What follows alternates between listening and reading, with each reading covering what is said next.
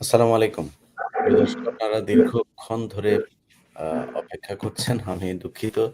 অনেকেই কমেন্ট করছেন তাড়াতাড়ি আসার জন্য। আসলে আমরা আ এই কারিগরি কিছু সমস্যার কারণে ২-১ জনের সাউন্ড নিয়ে সমস্যা হচ্ছিল, যেই কারণে আমরা আসতে একটু দেরি হয়েছে। যাই হোক, আ গতকাল যেমনটি বলেছিলাম যে আমরা আজকে আ পিলখানার যে হত্যাকাণ্ড, নারকীয় হত্যাকাণ্ড, সেই হত্যাকাণ্ডের যে রিপোর্ট প্রকাশিত হয়েছে স্বাধীন তদন্ত কমিশন, সেটার আ বিভিন্ন অংশ আমরা ধারাবাহিকভাবে প্রচার করতে থাকবো। আজকে মূলত যে বিষয়টা নিয়ে আলোচনা হবে সেটা হলো যে পিলখানা হত্যাকাণ্ডে সেনাবাহিনীর যে দায়, সেটাই। এখানে সেনাবাহিনীর কিছু কর্মকর্তা সরাসরি পরিকল্পনার সাথে সম্পৃক্ত ছিল।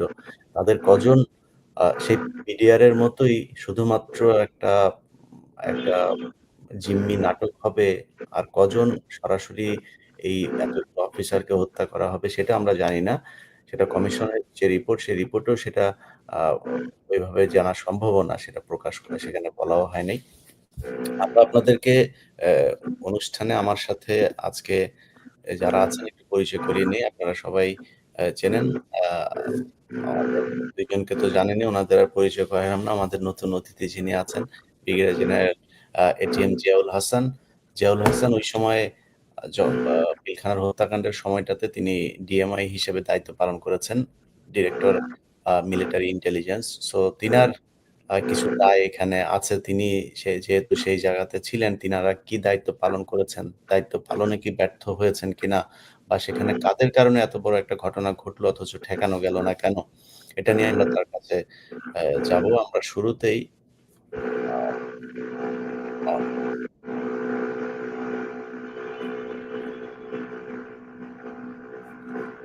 ওকে।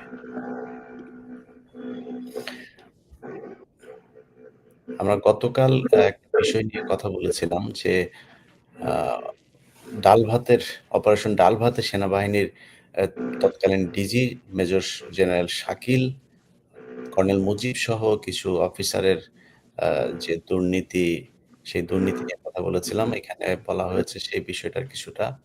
উম আচ্ছা, ঘটনার অব্যবহিত পূর্বে বিডিআর সদর দপ্তরের সার্বিক কমান্ড পরিস্থিতি, কমান্ড কার্যক্রমে অফিসারদের সম্পৃক্ততা শূন্যের কোঠায় ছিল। এডি ও ডিএডিদের উপর নির্ভরশীলতা বৃদ্ধি পায়। কিছু জ্যেষ্ঠ কর্মকর্তা ক্ষমতার অপব্যবহার ও অযচিত কর্মকাণ্ডে জড়িয়ে পড়েন।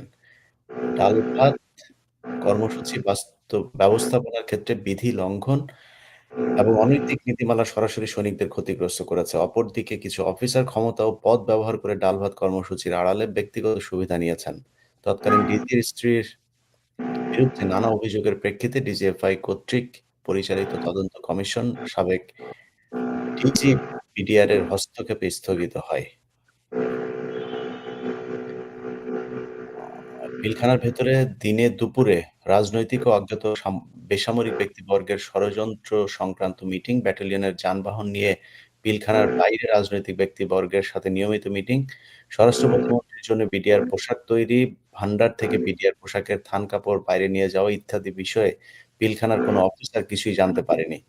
এছাড়া সশস্ত্র বিদ্রোহের প্রস্তুতির জন্যে ঘটনাপূর্ব সময়ে খাগড়াছড়ি বিডিআর হেডকোয়ার্টার্স লেখা গুলির বাক্স পুকুর থেকে উদ্ধার ইত্যাদি বিষয় প্রমাণ করে পিলখানার অফিসারদের কমান্ড কার্যক্রমে নিষ্ক্রিয়তা এবং উদাসীনতা বিদ্রোহের প্রস্তুতিতে সহায়ক হিসাবে কাজ করেছেন। বিডিআর এর উপর স্বরাষ্ট্র মন্ত্রণালয়ের কোনো প্রশাসনিক তদারকি ছিল কিনা? ছিল না। এমনকি তৎকালীন স্বরাষ্ট্র সচিব রাইফেলস সপ্তাহ ২০০৯ এর মতো গুরুত্বপূর্ণ অনুষ্ঠানে উপস্থিত থাকার প্রয়োজনীয়তা অনুভব করেননি। ডাল-ভাত কর্মসূচি নিয়ে অনিয়ম এবং দুর্নীতির অভিযোগ ছিল, যা স্বরাষ্ট্র মন্ত্রণালয় তদারকি করেননি। ক্রয় প্রক্রিয়া এবং ব্যয়িত সরকারি অর্থের উপরও স্বরাষ্ট্র মন্ত্রণালয় কর্তৃক কোনো অডিট করা হয়নি। অপারেশন ডাল-ভাত কর্মসূচি বিডিআর সপ মার্চ ২০০৭ থেকে সেপ্টেম্বর ২০০৮ পর্যন্ত, ১৫ মার্চ ২০০৭ তারিখ হতে ২৮ সেপ্টেম্বর ২০০৮ তারিখ পর্যন্ত বিডিআর এর তত্ত্বাবধানে অপারেশন ডাল-ভাত কর্মসূচি পরিচালিত হয়, যেখানে ক্রয় কার্যক্রম নিয়ন্ত্রণ করেছেন মূলত মেজর জেনারেল শাকিল এবং কর্নেল মুজিব। তারা ডাল-ভাত প্রকল্পের ব্যাপক অনিয়ম করেন। ডাল ভাত প্রকল্পের ক্রয়ে মালয়েশিয়া থেকে নিম্ন দুধ এটা গতকালকে আমরা কিছুটা বলেছিলাম। নির্মল উদ্যোগের আমি এই রিপোর্টটা কয়েকটা ভাগে ভাগ করেছি, যে কারণে সেনাবাহিনীর আগের বিষয়গুলো এখানে আনা হয়েছে। নির্মল উদ্যোগের ব্যানারে নিত্য প্রয়োজনীয় দ্রব্যমূল্য সর্বসাধারণের ক্রয় সীমার মধ্যে রাখার লক্ষ্যে সারা দেশে ১০০টি বিডিআর শপ চালু করার সিদ্ধান্ত নেওয়া হয়। সবগুলো পরিচালনার দায়িত্বে লেফটেন্যান্ট কর্নেল কামাল আহমেদ অবসরপ্রাপ্ত এর উপর ন্যস্ত করা হয়। যিনি পত্রিকা প্রদত্ত বিজ্ঞাপন ছাড়া সরাসরি আবেদনের প্রেক্ষিতে নির্মল উদ্যোগের পরিচালককে দায়িত্ব দেন। আর একটা লাইন পড়ে শেষ করব। আর্থিক সংশ্লেষ।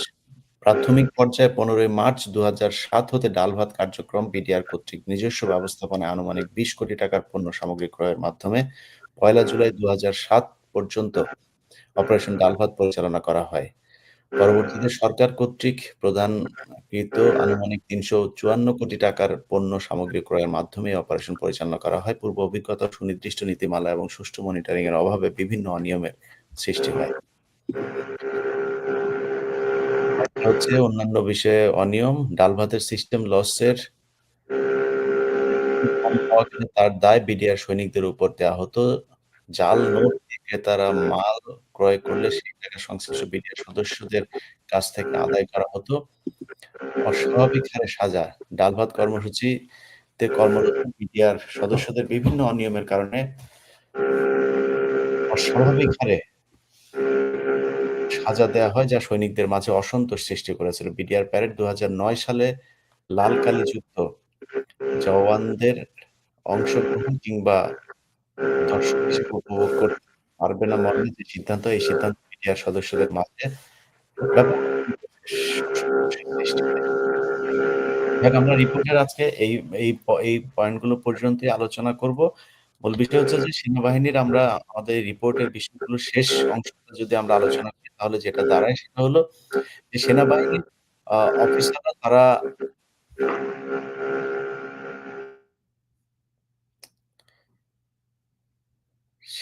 অফিসাররা তারা বিভিন্ন নারীদের সাথে অপকর্ম করলেও সমস্যা না। সাবেক সেনাপ্রধান জেনারেল শফি তার বিরুদ্ধে বাহিনীর ভেতরের অনেক সেনা কর্মকর্তাকে নানান ধরনের প্রলোভন ফাঁদে ফেলে তারপর ধর্ষণের অভিযোগ উঠেছে। কিছু করা হয়নি। জেনারেল আজিজও দুশ্চরিত্রা ছিল, তার বিরুদ্ধে কোনো ব্যবস্থা নেওয়া হয়নি। কিন্তু একজন সৈনিক যদি গোপনে আরেক মেয়ের সাথে প্রেম করে, সেটাতেও তাদের চাকরি চলে যায়। তো এই একই অবস্থা বিডিআর সৈনিকদের উপরেও চলেছে, যে সৈনিকদের উপরে লঘু পাপে গুরুদণ্ড দেয়া হতো, কিন্তু সে অফিসাররা এই লুটপাট, চুরি, বাটপারি এগুলো করেছে।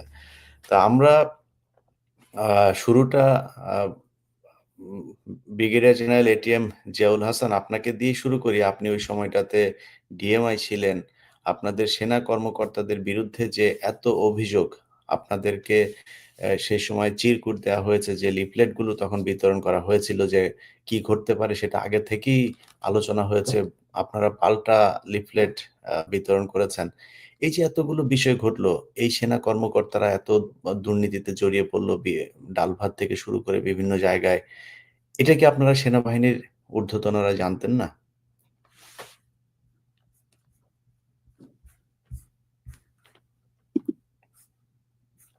আপনার মাইকটা আনমিউট করতে হবে স্যার। রাইট। বিসমিল্লাহির রহমানির রহিম। এবং সকলকে আসসালামু আলাইকুম, এবং এই শোর যারা দর্শক শ্রোতা আছেন তাদেরকে এবং আমার সহ আলোচকদেরকে সালাম দিয়ে এবং হোস্টকে সালাম দিয়ে আমার বক্তব্য শুরু করছি। আমি সেনাবাহিনীর ডাইরেক্টর মিলিটারি ইন্টেলিজেন্স না, ডাইরেক্টর মিলিটারি অপারেশন ছিলাম। এবং আমি একটা কথা মনে রাখতে হবে যে ডিএমও ছিলেন। আচ্ছা জি, ডিএমও, আমি ডিএমও ছিলাম। আর যে ১/১১ যে সময়কালটা ছিল, এই সময়কালের আমি প্রথম বছরটা ছিলাম হিল ট্র্যাক্সে ব্রিগেড কমান্ডার। সেখানে আমাদের এই সমস্ত জাতীয় এই সমস্ত যে সমস্ত দুর্নীতি দমন বিষয়ক যে বিষয়গুলি ছিল, সেগুলির সাথে আমরা সম্পৃক্ত ছিলাম না। আমরা কমপ্লিটলি হিল ট্র্যাক্সের অপারেশন নিয়ে ব্যস্ত ছিলাম, এবং সেখানকার কোনো ধরনের রাজনৈতিক বিচার আচার বা ধরপাকড় বা জিজ্ঞাসাবাদের সঙ্গে আমি সম্পৃক্ত ছিলাম না। আমার দ্বিতীয় বছরে আমি লন্ডনে একটা ১ বছরের দীর্ঘ একটা প্রশিক্ষণে চলে যাই, এবং সেখান থেকে আমি ফেরত এসেছি 15ই ডিসেম্বর আমাকে জানানো হয়েছিল কোন রকম ছুটি ছাটা ছাড়াই ডাইরেক্টর মিলিটারি অপারেশন হিসেবে যোগ দিতে হবে। সুতরাং আমি সরাসরি এসে যোগ দেওয়ার পরে তখন ইলেকশনের ডিপ্লয়মেন্ট চলছে, মানে ডিপ্লয়মেন্ট অলরেডি হয়ে গেছে, এবং এই 2008-এর যে নির্বাচন হয়েছিল সেই নির্বাচনের প্রস্তুতি চলছে, এবং আমাকে বলা হলো যে আমি এই 15 দিন আমি এই পরিদপ্তরেই থাকবো, তবে দায়িত্ব গ্রহণ করব ইলেকশন শেষ হওয়ার পরে। তো ইলেকশন হওয়ার পরে 28শে ডিসেম্বর দায়িত্ব গ্রহণ করি এবং এরপর পালন করি। আপনি প্রশ্ন করলেন এই প্রশ্নগুলি, প্রথম কথা হচ্ছে যে বাহিনীর ভিতরে দায়িত্ব গ্রহণের পরে ডিআরের এই সমস্ত দুর্নীতি সংক্রান্ত কোন রকম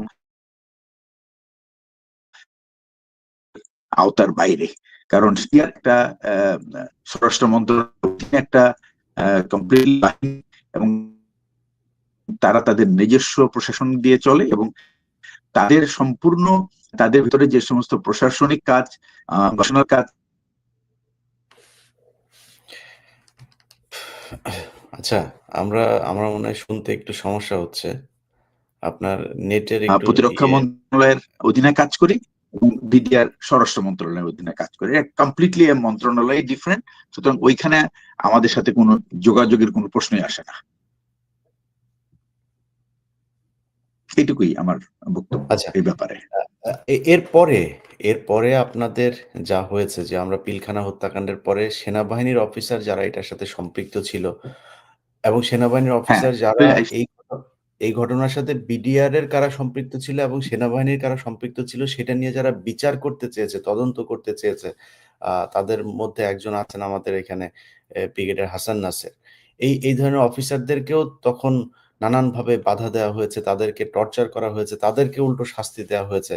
মানে এই জিনিসগুলো তো নিশ্চয়ই আপনারা শুনেছেন বা আপনাদের ঊর্ধ্বতন অফিসাররা শুনেছেন। আমি হ্যাঁ, আপনাকে কোনো এখানে আমি বলি প্রতিপক্ষ আপনাকে, হিসেবে দাঁড় সেটা করাতে হচ্ছে যে চাচ্ছি না। আমি আপনাকে বলছি যে অ্যাজ এ হোল সেনাবাহিনীর একজন কর্মকর্তা হিসেবে যে এটা আপনারা মানে করেন নাই কেন? বা এই যে বিচারটা করা দরকার ছিল, সেখানে শুধুমাত্র বিডিআর এর লোকজনকে ধরে এনে নিরীহ সবাইকে যারা বিভিন্ন ঢাকার বাইরের বিভিন্ন ক্যাম্পে ছিল তাদেরকে ধরে এনে আপনারা যাবজ্জীবন ফাঁসি-টাসি দিয়ে এই যে ১৬ টা বছর জেল খাটালেন।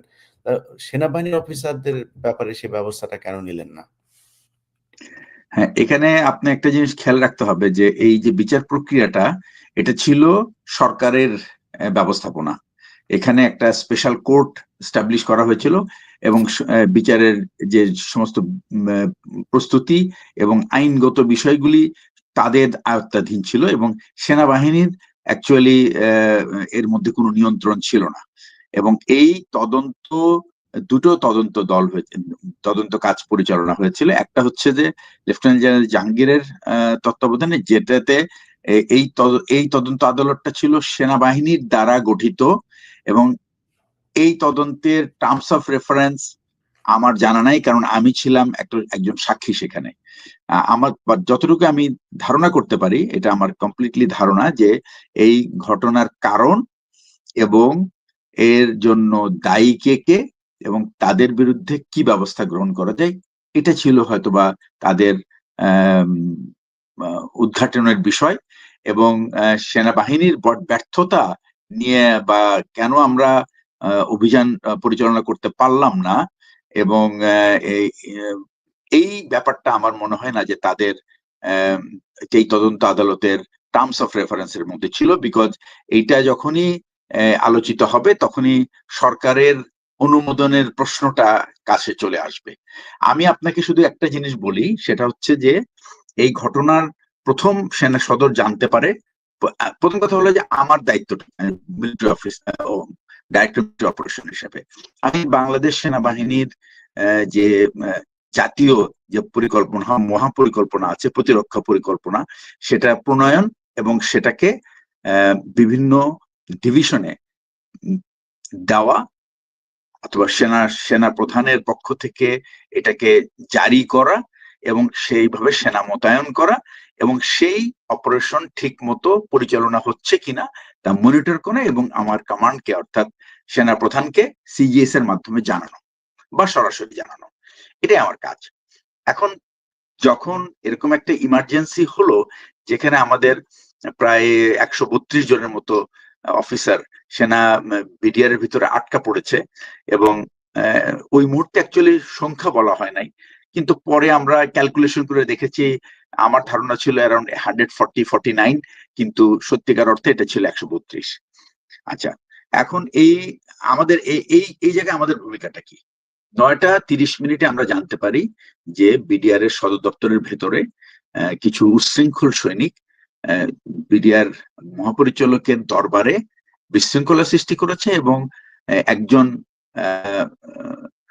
অস্ত্রের মুখে মহাপরিচালককে জিম্মি করেছে। এটা কিন্তু মোটেই একটা স্বাভাবিক ঘটনা না, এবং এটা সেনাবাহিনীর ইতিহাসে অন্য কোথাও হয়েছে কিনা আমার অ্যাটলিস্ট 31 বছরের সার্ভিসে আমি শুনি নাই।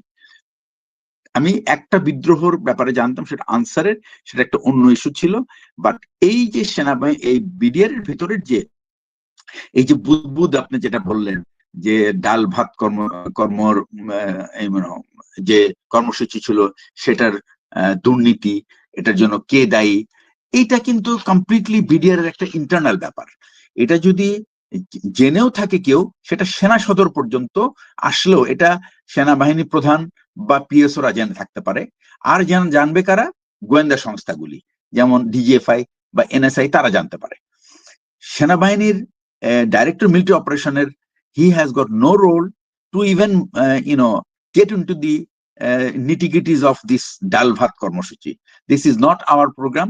This is completely a national program. It was conducted by them, and এটার outcome, এটার anomalies, it is all this responsibility of the government, even not in the army headquarter. এই হলো অ্যাকচুয়ালি ডাল ভাত কর্মসূচির ব্যাপার। কিন্তু 9:30 যখন বিডিআর এর সদস্যরা এরকম একটা উচ্ছৃঙ্খল পরিস্থিতি সৃষ্টি করলো, এবং বিডিআর এর মহাপরিচালক সেনাপ্রধানকে রিকোয়েস্ট করলো যে তাকে উদ্ধার করার জন্য, এবং সেই উদ্ধার করার রিকোয়েস্টের প্রেক্ষিতে সেনাপ্রধান যখন ঢাকা শহরের যে পদাতিক ব্রিগেডটা আছে, সেই ব্রিগেড কমান্ডারকে ডেকে যখন আদেশ দিল যে তুমি ইমিডিয়েটলি যাও, এবং সেখানে তার প্রাথমিক আদেশটা ছিল তুমি যাও এবং সেখানে দেখো কি হচ্ছে। তো আমি একজন মিলিটারি অফিসার হিসেবে যখন আমি এটাকে আদেশে লিখবো, আমি এই কথাটা লিখবো না, বিকজ আমি তাকে তার টাস্ক খুব স্পেসিফিক করে দেব, এটাই আমার কাজ।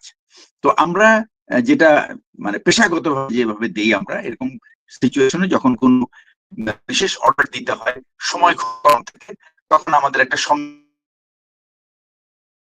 ছক আছে, এবং সেই ছক অনুযায়ী তাকে একটা খুবই শর্ট পরিস্থিতি এবং তার টাস্ক এবং তার অধীনে কোন কোন সেনাদল তাকে দেওয়া হলো তাদের এই অভিযানটা সফল করানোর জন্য, এটাই আমার কাজ। এবং এদের মোবিলাইজেশন এবং যথাযথভাবে সেই 46 ব্রিগেডের কমান্ডারের হাতে পৌঁছানো, এটাই আমার মূল দায়িত্ব।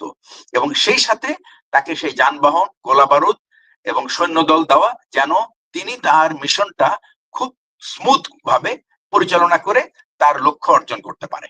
এবং সেই অনুযায়ী আমি যেটা করেছি সেটা হলো, আমরা রীতিমতো সাইমেলটেনিয়াস, আমরা বলি যে এক ধরনের, যে প্রত্যেকটা ইউনিটকে আমরা ওভার ফোনে আদেশটা শুনিয়ে দিয়েছি, ব্রিগেড কমান্ডারকে দেওয়া হয়েছে। ব্রিগেড কমান্ডার নিজের অপারেশনাল স্টাফ সাথে করে নিয়ে গেছেন, যেন সেখানে যদি ফার্দার অর্ডার দিতে হয় তাহলে আমি একটু পরিষ্কার করি স্যার, আপনাকে আমি মানে কি ঠিক মতো হয়েছে, যা আপনারা ঠিক মতো করেছেন তা তো করেছেন, কিছু ঠিক মতো হয় নাই, মানে সে ঠিক মতো হয় নাই কি কারণে এটা হলো। আমি আপনাকে কিন্তু মানে ব্যক্তিগতভাবে যে আপনি ডিএমও হিসাবে আপনাকে কোনো দায়িত্ব আছে, আমি সেটা হিসাব করি না। একজন অফিসার ছিলেন, সার্ভিং থাকা অবস্থায় একজন সৈনিকের উপরেও এটা বর্তায় যে এই ধরনের একটা ঘটনা ঘটলো, তাই না? দেশের ইতিহাসে সবচেয়ে ন্যাক্কারজনক একটা ঘটনা ঘটেছে। সেই জায়গা থেকে আমি বলছি যে আপনারা আপনার ঢাকার 46 ব্রিগেডকে পাঠিয়েছেন, এটাকে পাঠিয়েছেন, ওইটাকে পাঠিয়েছেন। মানে কি পাঠান নাই বা কি করেন নাই যে জন্য এই হামলাটা হলো? সেনাবাহিনীর ব্যর্থতাটা আসলে কি? না, হামলাটা তো অ্যাকচুয়ালি সেনাবাহিনীর উপরে হয়নি, এটা ঘটনাটা ঘটছে ভেতরে। এবং এইখানে যে কাজটা হয়েছে সেটা হচ্ছে যে সেনাবাহিনীকে যখন তার দায়িত্ব দেওয়া হয়েছে, সেনাবাহিনী এবং তার অবজেক্টিভের মধ্যে অন্য একটা কর্তৃপক্ষ এসে দাঁড়িয়েছে, এবং এটা হলো আনএক্সপেক্টেড। এটা আমাদের আমরা তো টেলিভিশনে দেখার পরে বুঝতে পারলাম যে রাজনৈতিক নেতৃবৃন্দ ইনভলভ হয়েছেন উইদাউট কনসাল্টিং দি মিলিটারি অথরিটি। এটাই হলো মেইন কারণ। এবং এইখানে যে ফিল্ডে যে কমান্ডার ছিল, সে তার যে দায়িত্ব ছিল, তাকে যে দায়িত্ব দেওয়া হয়েছে সেটা সে ভুলে গিয়ে সে রাজনৈতিক নেতৃবৃন্দের কথা শোনা শুরু করেছে। তো আমি যদি মিলিটারি অফিসার হই, আমার প্রথম কথা হলো I will kick him out from my way. You have no business to stop my work. If you have any business, go and talk to my superior. আমি একটা ফিল্ড কমান্ডার হিসেবে আমি এইটুকুই বুঝি। সো মানে ফিল্ড কমান্ডার যে ছিল, যাকে আচ্ছা দায়িত্ব দেওয়া হয়েছিল, স্যার, তার আমি কাজ ছিল আমি ওই আমি আমি পলিটিক্যাল এবার লিডারদের সাথে আলাপ আলোচনা, তাকে ব্রিফিং না করে উনি বরং উনাকে পেছনে সরিয়ে দিয়ে উনার মিলিটারি যারা সাবঅর্ডিনেট ছিল তাদেরকে ব্রিফিং করে কাজ করার কথা ছিল। আচ্ছা, আমি দেখি আমাদের ব্রিগেডিয়ার জেনারেল হাসান নাসির স্যারের কাছ থেকে একটু সরাসরি জানতে পারি কিনা। স্যার, আপনাদের বাহিনীর অফিসাররা গম চুরি করে, গুঁড়া দুধ চুরি করে। যেই দরবার হলে আজকে এই ঘটনা, আমি রিপোর্টের কিছু অংশে পড়লাম। ওগুলি পরবর্তীতে আমরা জানাবো। দরবার হলটা যে আপনারা মাঝে মধ্যে এটা করেন নাকি? ভাড়া দেন, তাই না? এই ভাড়াটা যে দেন, এইখানেও কোনো ধরনের কোনো টেন্ডার বা কাদেরকে লিজ দেয়া হবে এটা, এরকম কোনো ব্যক্তি না। ওইটা মেজর জেনারেল শাকিল তার পছন্দের একজনকে দিয়ে দিতেন, কোনো জবাবদিহিতা হ্যাঁ, তার ব্যাচমেট। সো তাকে দিয়ে দিতেন, সেখানে কোনো জবাবদিহিতা থাকতো না। মানে এই যে সেনাবাহিনীর এত বড় একজন অফিসার, পিলখানার মতো এরকম একটা জায়গার মধ্যে তারা একদম ক্যান্টনমেন্টের পাশে বসে এই ধরনের দুর্নীতি করছে। সারা দেশে পিডিআর এর যে সৈনিকদের মধ্যে যত ধরনের এই যে ক্ষোভগুলো তৈরি হয়েছে, তাদের উপরে যে নির্যাতনগুলো হয়েছে, এই ঘটনাগুলো ঘটলো। মানে এইটার কি সেনাবাহিনীর মানে কেন্দ্রীয় কোনো কন্ট্রোল ছিল না বা কোনো দায়িত্ব ছিল না এগুলোর ব্যাপারে খোঁজ খবর রাখা? যেটা উনি বললেন যে ডিএমওর একটা কাজ, এই ডিপার্টমেন্টের আসলে সেনাবাহিনীর অ্যাজ এ হোল কাজটা কি? মানে তারা তো কোনো না কোনো একটা জায়গায়, সেটা মিলিটারি ইন্টেলিজেন্স হোক, সেটা আ আপনার প্রধান সেনাপ্রধানের কার্যালয় হোক, যেখানেই হোক, কোনো না কোনো একটা জায়গাতে তো নিশ্চয়ই এটার তদারকি করা হয় যে সেনাবাহিনীর আমার অফিসাররা ঠিকমতো চলছে কিনা, কোথায় কাকে দেওয়া হচ্ছে কি? এটা কে করে বা এটা করা হয় নাই কেন? বা এই যে এত মানে মহা চুরির সাথে সেনাবাহিনী জড়ায় গেল, এই দায়টা কার? না স্যার, এটা আই তো আই হ্যাভ এ পয়েন্ট যে এই জাস্ট মিস্টার, আমি ইলিয়াস ভাই, আমি আপনাকে একটা বলি, প্লিজ আপনার ডোন্ট আপনার ইউজ কাছে দিস আসতেছি। ওয়ার্ড। আর আপনার কাছে আসতেছি না, না, আবার। তার আগে আমি একটু বলি, প্লিজ এই ওয়ার্ডটা ইউজ করা যে সেনাবাহিনীর অফিসারের চুরি, এই ফরগেট, মানে just don't do this kind of word use. I just don't like this words. সেনাবাহিনী কিভাবে তাদের অফিসারদেরকে কন্ট্রোল করে, we have seen for last 30 years. BDR এর ভিতরে কেন করতে পারে নাই, that is not a failure of the military, সেনাবাহিনী সদর। বিডিআর এর ভিতরে যে অপকর্ম, আপনাকে সেই অপকর্মের জন্য সেনাবাহিনীকে দায়ী করা যাবে না। আপনাকে এটা আপনি একটু আবার ভালো আমি করে রাখবেন। আপনাকে আবার আমি রিপিট করি, হ্যাঁ? আমি আজকে যে জি, কথাগুলো বলছি সেই যে শুরুতে যেটা পড়েছি সেটা আপনি শুনেছেন কিনা আমি জানি না। আবার রিপিট করি। অপারেশন জি, ডাল ভাত কর্মসূচি ও বিডিআর সব মার্চ ২০০৭ হতে সেপ্টেম্বর ২০০৮ পর্যন্ত। আমি যা পড়ছি এটা coat unquote from BDR report, এই পিলখানার যে কমিশন হুম, রিপোর্ট। হুম, ১৫ই মার্চ ২০০৭ তারিখ হতে ২৮শে সেপ্টেম্বর ২০০৮ তারিখ পর্যন্ত বিডিআর এর তত্ত্বাবধানে অপারেশন ডাল ভাত কর্মসূচি পরিচালিত হয়, যেখানে ক্রয় কার্যক্রম নিয়ন্ত্রণ করেছেন মূলত মেজর জেনারেল শাকিল ও কর্নেল মুজিব। তারা ডাল ভাত প্রকল্পের ব্যাপক অনিয়ম করেন। এই রাইট। এই লাইনগুলো পড়ার পরে সেনাবাহিনীর ক্ষেত্রে যদি নাকি এই অনিয়মটাকে সুন্দর করে ভদ্র ভাষায়, যেহেতু সেনাবাহিনী তো সোবার ক্লাস, তো তাদের ব্যাপারে যদি অন্য কোনো ভাষা করতে চান তাহলে করেন। এইটা যদি নাকি বিডিআর, পুলিশ তাদের ব্যাপারে করতে চান তখন আবার বলবেন যে প্রকল্পে ব্যাপক চুরি করে। এটা সুন্দর মার্জিত ভাষায় বলেছেন অনিয়ম। ৬০০ কোটি টাকা নিয়ে আপনার মেজর জেনারেলের স্ত্রী বিমানবন্দরে ধরা পড়েছে। আপনি জানেন এটা? জানতেন? শুনেছেন কবে? এই ঘটনা সত্য না, প্লিজ। হ্যাঁ, এই ঘটনা সত্য না? Not correct. ও, এটা দিস আপনি ইজ নট কিভাবে কারেক্ট। এটা আপনি কিভাবে নো, জানেন? It's not correct. এটা কিভাবে জানেন? তাহলে সেই টাকা গেল কোথায়? মেজর জেনারেল শাকিলের সেই টাকা কই? এই যে অপারেশন ডাল ভাতের টাকাগুলো এটা চুরি আমি হলো জানি, সেই বিকজ টাকা the people who R responsible, যারা দায়িত্বে ছিল, এই সমস্ত এইগুলি, ইট ওয়াজ নট কারেক্ট। ইট না, ওয়াজ না, আমি জাস্ট বললাম যে এ প্রোভোকেশন। এই যে অনিয়মের চুরি করা টাকা, জেনারেল এই যে শাকিল এন্ড হিজ ফ্যামিলি, কিছু না। আপনার কথা আসলে বোঝা যাচ্ছে না। আমি পরে আপনার কাছে আসি এই বিষয়টা নিয়ে। যাই হোক, আমরা ব্রিগেডিয়ার হাসান নাসির আপনার কাছে যাই। আ অপারেশন ডাল ভাতের টাকা পয়সা আরেকটা জিনিস, অনিয়ম ইজ অনিয়ম, অনিয়ম কিন্তু চুরি না, অনিয়মটা না, আপনি আপনি সেনাবাহিনীর ক্ষেত্রে অনিয়ম আপনি সুন্দর ভাষায় বলেন, কোনো সমস্যা নাই। কিন্তু আমরা সাধারণ মানুষ তো, আমরা তো মানে অশিক্ষিত মানুষ, আমরা অনিয়মটা চুরিই বলি। আমাদের সমাজে চুরিই বলে। এটা চুরি। আপনি আপনার মতো সুন্দরভাবে ভাষায় বলেন। যেহেতু ডিওএইচএস এ থাকেন, আপনারা অন্য ভাষায় বলেন, কোনো সমস্যা নাই। আপনারা যেটা করবেন সেটাই হালাল। বিডিআর এর পিলখানায় আপনারা আ করেছেন। বিডিআর এর সদস্যরা যেই মিটিং এ ছিল, সেই মিটিং এ আর্মির সদস্যরা ছিল।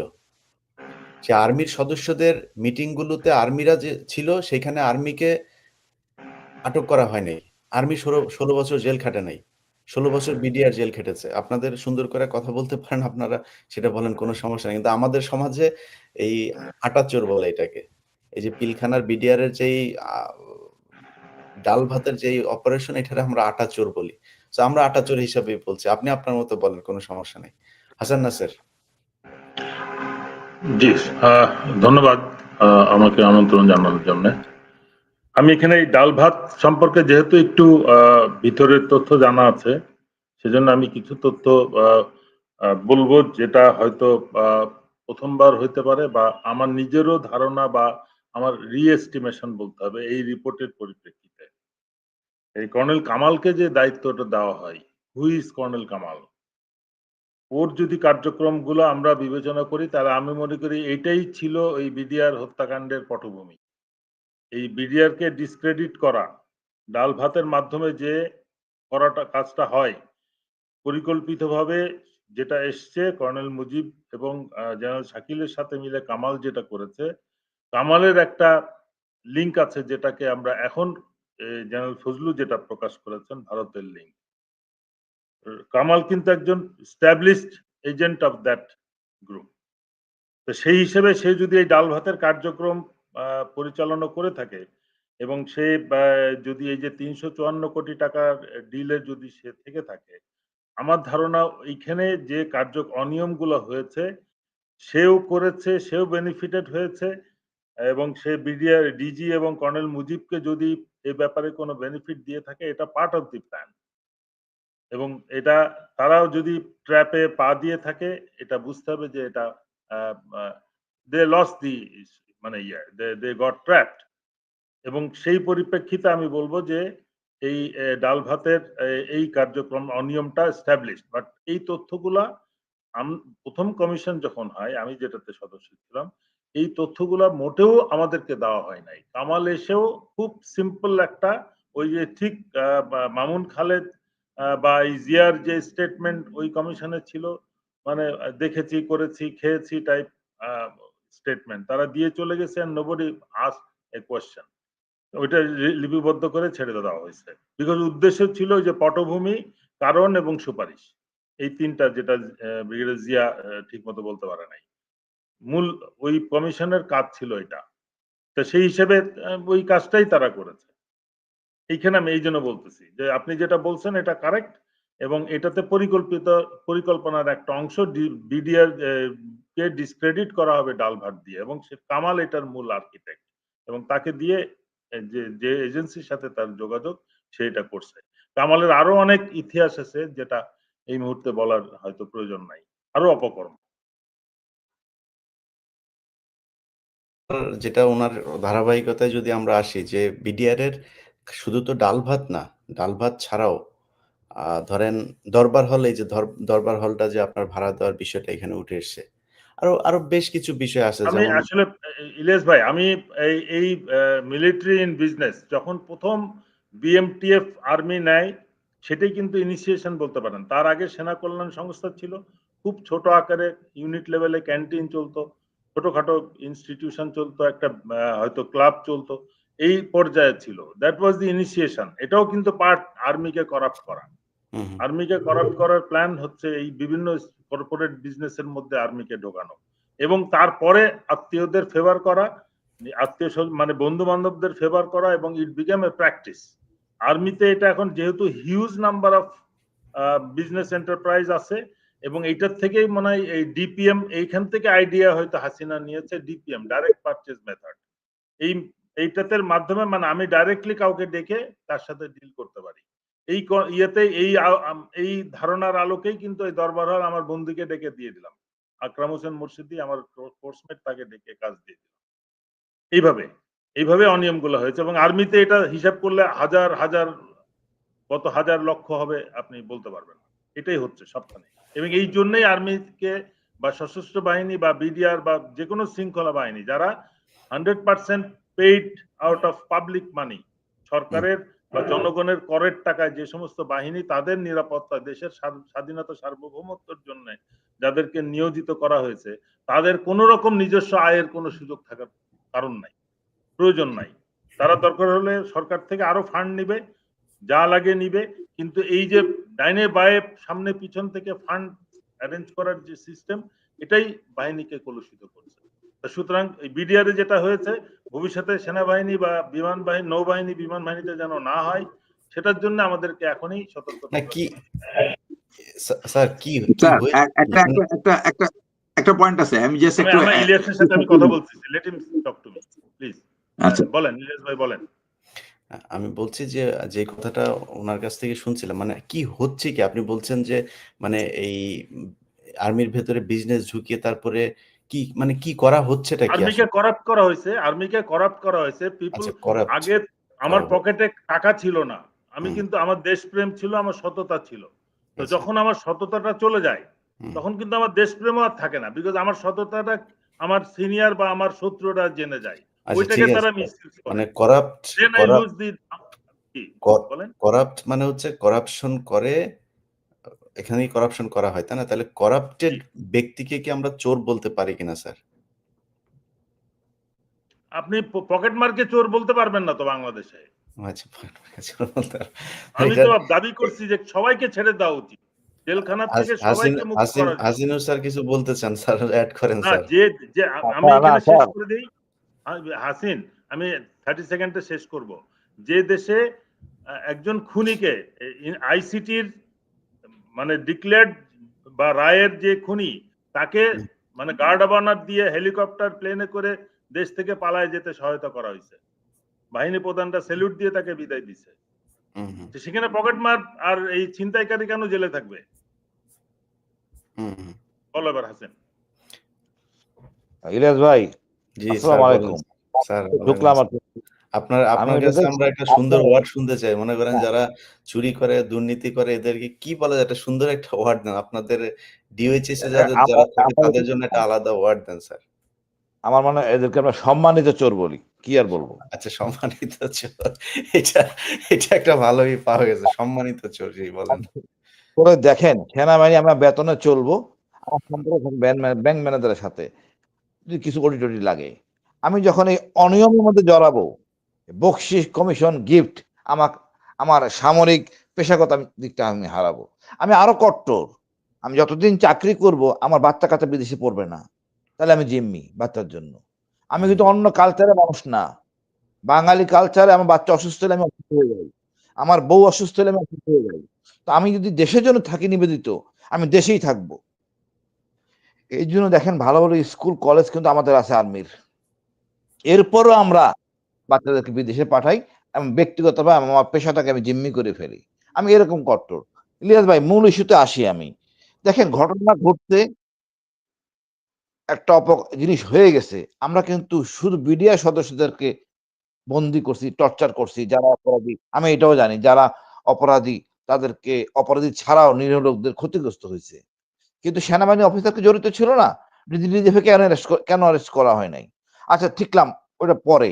যখন এটা হলো হোম মিনিস্ট্রির দায়িত্ব, বাংলাদেশের ভিতরে কোথাও কোনো রকম কোনো জায়গায় কোনো ঘটনা ঘটলে দায়িত্ব হলো হোম মিনিস্টারের। হোম মিনিস্টার আন্ডার হলো কে? র্যাব। র্যাব ওইদিন হাফ অ্যান আওয়ারও না, আর অল্প সময়ের মধ্যে কেটে চলে গেছে। র্যাবকে ফেরত আনা হয়েছে। কে আনছে? কর্নেল রেজা, মানে মেজর জেনারেল রেজা নূর।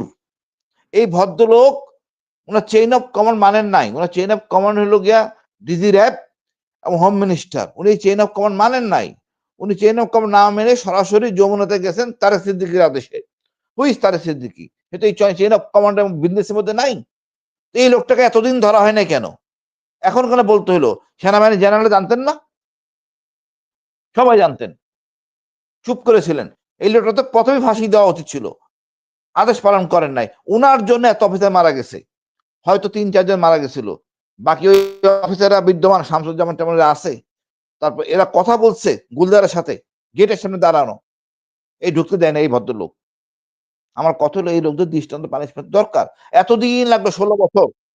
তাও এই হাসান হাসিব স্যার আমরা শহীদ মিনারে বসে চিল্লাচিল্লি করে এই জেনারেলকে আমরা নিয়োগ দিছি। কি দিতে হবে? তাকে দিতে রাজি না। অনেক কষ্ট করে।